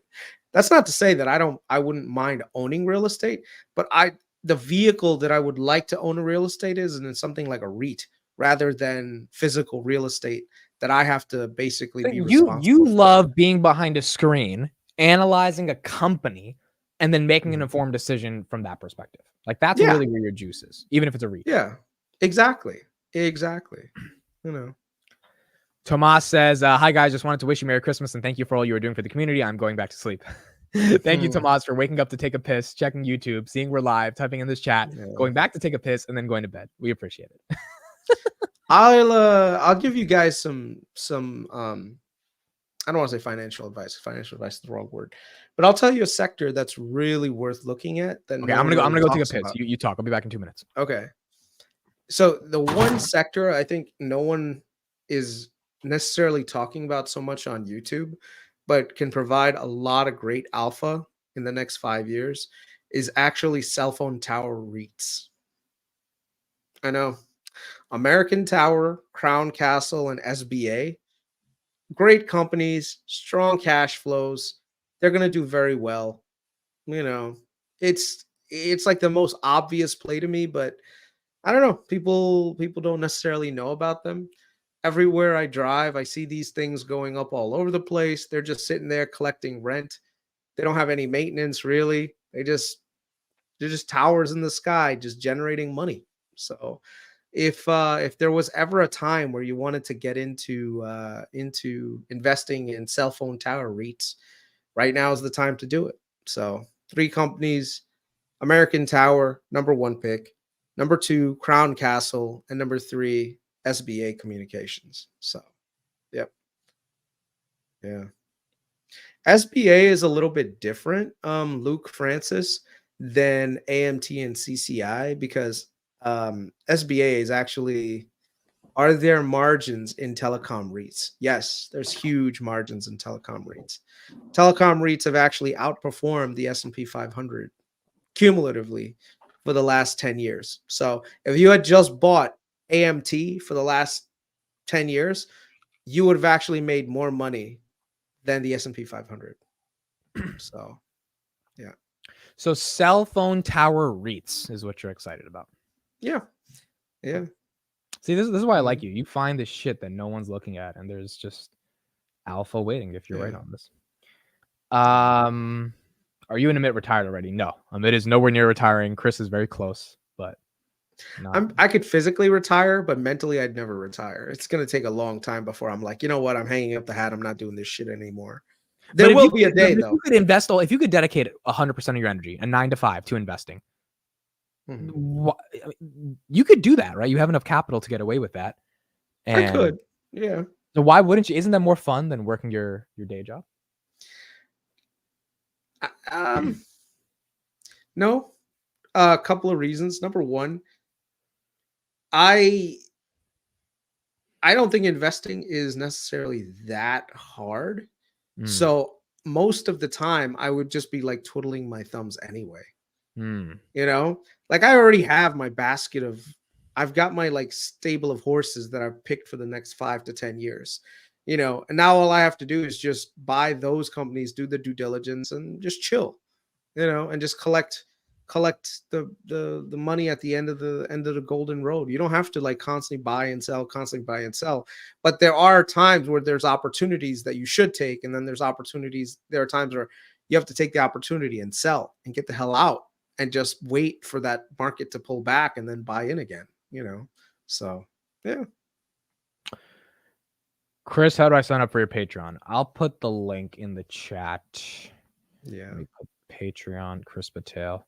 I would recommend you guys sign up. I think it's like $10 a month, and it's worth it. Let me just say that. By the way, it's going up. It's going up on prices, dude. So get it now before he fucks you on the prices. There's so many people on it right now. So I've already told them, like, I'm locking your prices in. Like, no one is gonna get charged more than what they're paying right now. But after January 1st, that's it.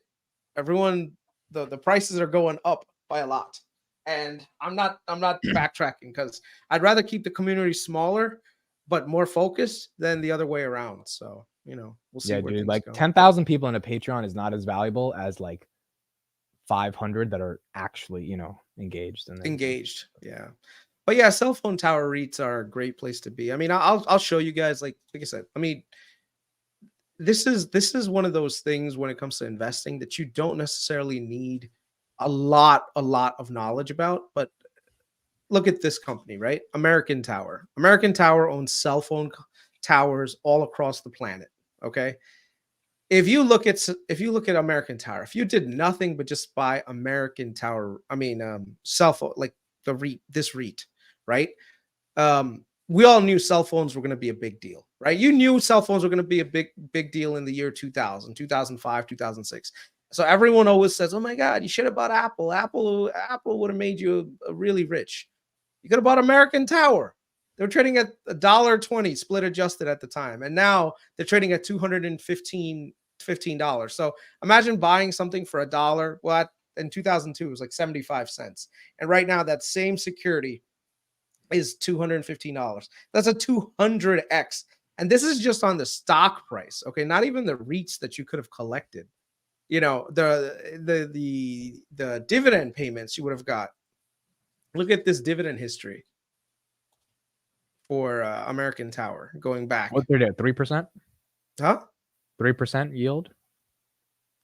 Right now I think it's like 3-4% yield. But look at all of this. You would have been collecting all of these in income at the same exact time. Kind of nuts, right?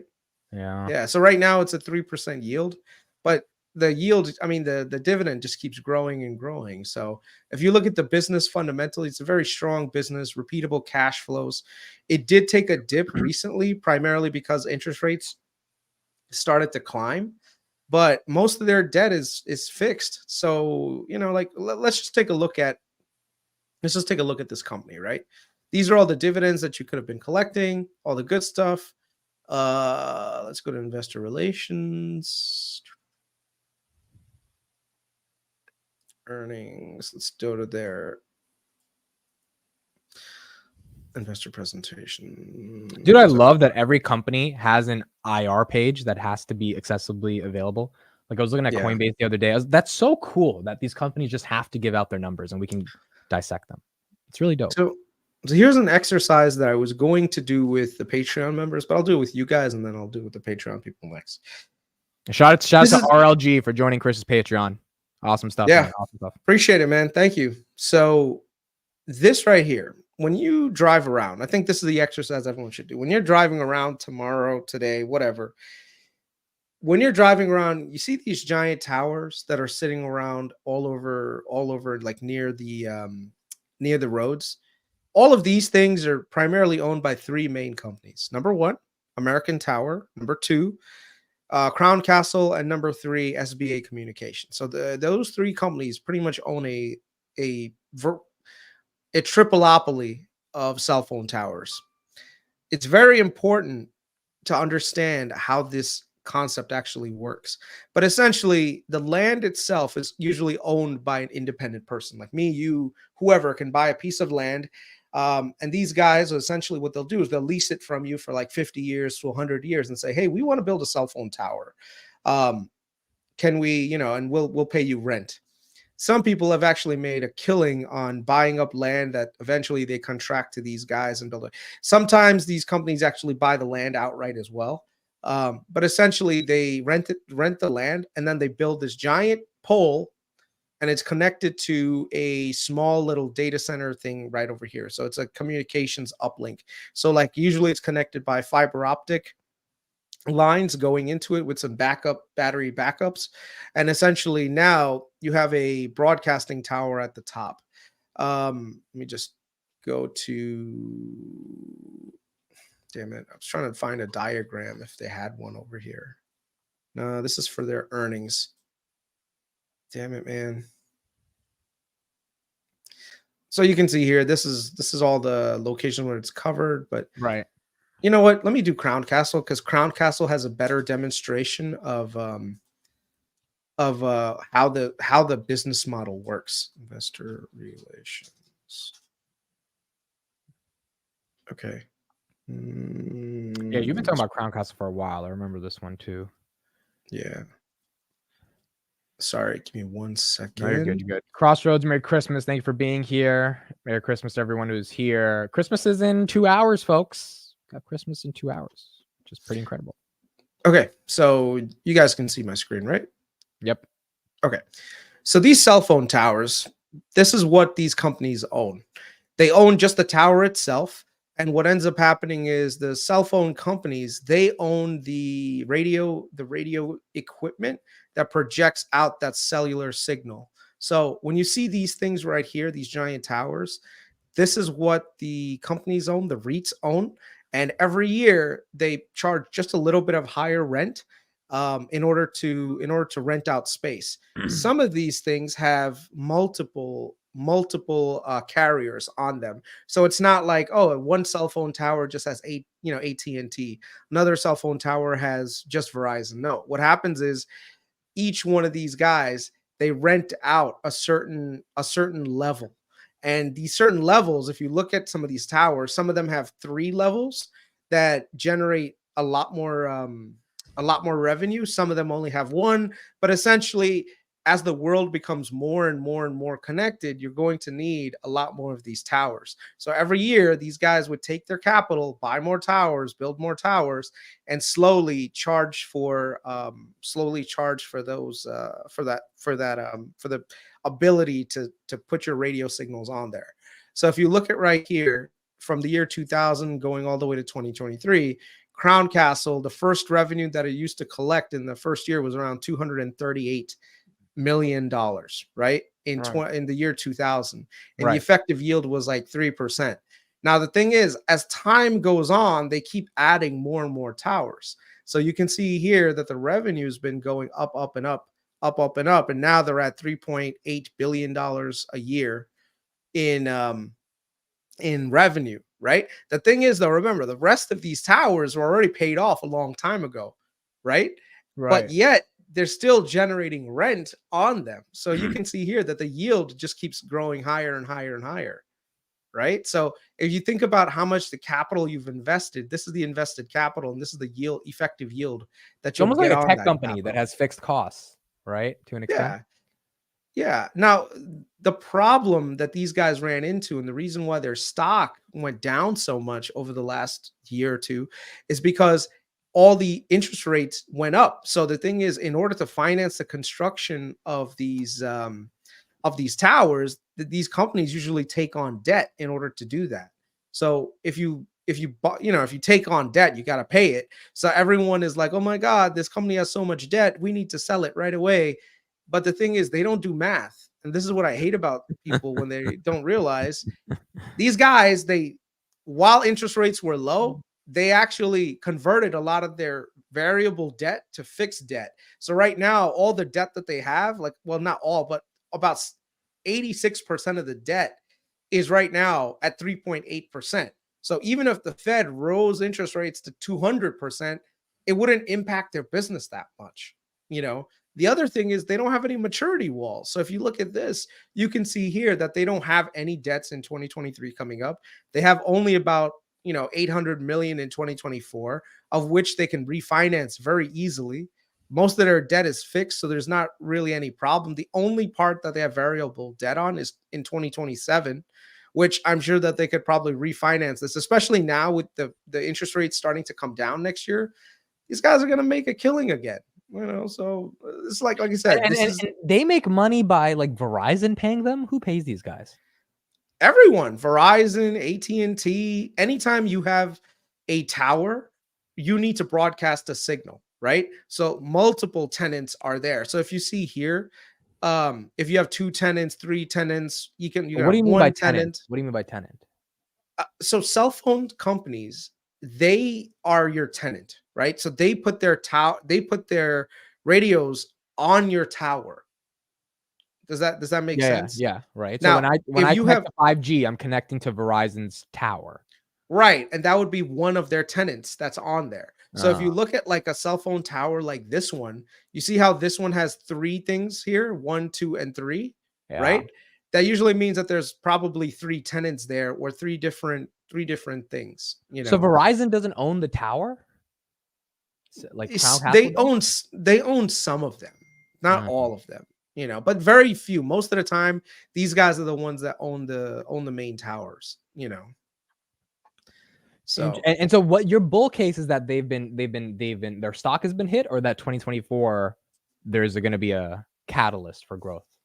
So there's two main catalysts for growth for these tower companies. Number one, the cost of capital is going to go down, Right. which There you go. means that now, if let's say you want to build more towers, it's cheaper, right? If the Federal Reserve lowers the interest rates, you can take on more debt, build more towers, rent them out, right? So that's number one.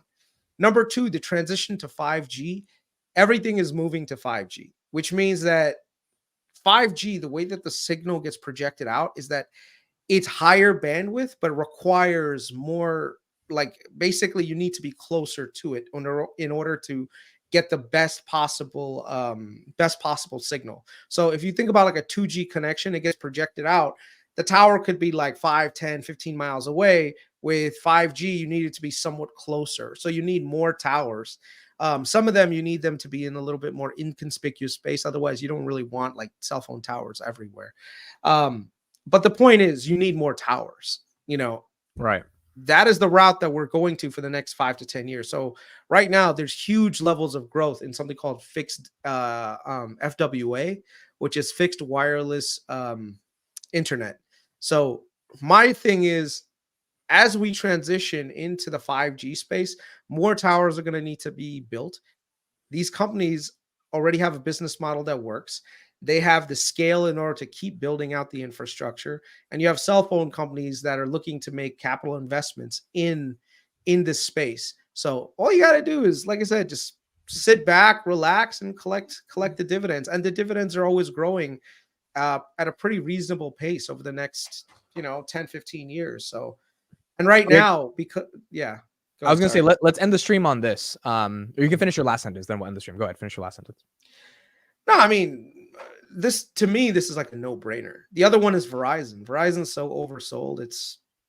It's gonna be such an easy thing. So yeah. I was gonna say we've been going for 3 hours. Let's end it on this. Election years in 2024. What are the sectors the average person can get into to benefit from? Because the entire world is going to be tuned in on what likely is going to be Trump versus Biden. Where's the alpha in that scenario? I mean, ads, anything with ad revenue, baby. You need to have a lot of targeted advertising. That is what you would spend your money on. That's it. You need localized targeted advertising. So that could be a catalyst as well for Google and Meta, right? Like, that could be one of those things that Meta still allows political ads. Yes, Twitter does as well. Yeah. Google does too. When you look at Google Ad Mob, anytime you go to a website, there's always some kind of ads there. Blah blah. You need hyper targeted advertising, which they provide. So Google will make money. They'll make money. I just want to put up one thing. Put up Mike K's comment on there. My wife's family has some land, and Verizon pays them like $9,000 a month for their tower to be on their land. Whoa, bro! This is the business that I wish I was born 20 years sooner and I could have got into. I have a friend whose family does nothing but this, where they have land and they just have towers putting there. And here's the other thing, and this is something maybe Mike can confirm. Every year, that rent goes up slightly. And then the rent goes up slightly again. And then the rent goes up slightly again. And so over time, that's how you build generational wealth. And guess what? The tower is not going anywhere for the next 50 years. Yeah. So you will just chill. Your wife's family is going to make $9,000 a month on that cell phone tower because they were just a landowner in the right place at the right time. Can you believe that shit? Dude, $9,000 a month just because you were in the right. Yeah, that's fucking legit. That $9K a month seems like it's even less compared to what the cell towers are gonna. Dude, imagine right now. I know a guy who owns 20, 30 of these things. Like, not own the tower, but actually own the land underneath the tower, the operating lease on it. That's all the guy does.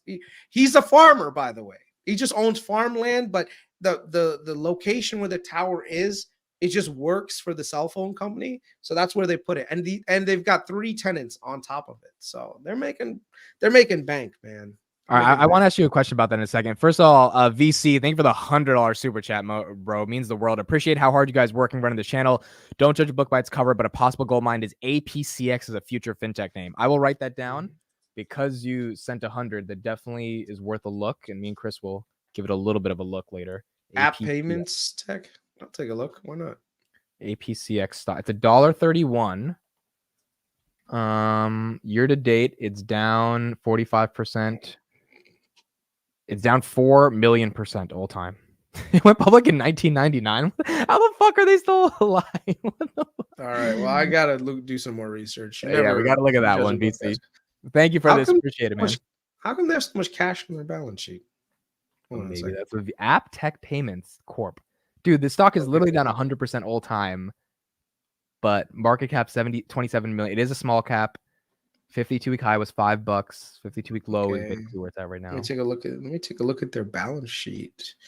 Intangible assets. They have assets of about 200. How is this company around since 1999? They're an e-commerce play. Like, this doesn't look like a company that's been around. Yeah, this warrants a lot of research, dude. A lot of research. All right, whatever. We'll research it. Thank you for the super chat, man. Means the absolute world. Okay, here's the last question for you. You just talked about like having 20 or 30 kind of pieces of land to have the cell phone towers, etc. Let's say in a year or two you have a couple million liquid, right? Because you've done well. Is there any part of you that wants to put it into a ton of Dunkin' Donuts or a ton of franchises or why not? Because that's something you could give to your kids. That's like I don't want to fucking deal with employees, bro. I do not. You don't have to do it. You can hire a CEO and he can. No, I don't want employees. I don't want to deal with tenants. I'm done, dude. If I was in my 20s and this is something early in my life, then maybe. But I am not about that life, bro. I'm good at allocating capital. I'm not good at managing people. The first rule of investing is know yourself. Know your strengths, know your weaknesses. My weakness is dealing with people. I don't want to deal with people, so I'm good. I'll stay out of it. But what if you don't have to deal with the people? What if someone else deals with people? Then I'd have to deal with that person, though. Right? Like, isn't it true? Yeah, no, exactly. So like I said, I'm not good. I would rather own assets that can passively generate me money, like this cell phone tower thing, bro. I'd rather buy some land. I'm trying to figure out, does anyone know how I could buy some fucking land and then lease it back out to the tower people? Let me know, because that's what I want to do, Yeah. So, yeah. All right. I think that's it for us, folks. That'll be it for us. 3 hours today. Kris, thank you for joining. Please make sure to check out Chris's Patreon. Again, I'll put it in the chat.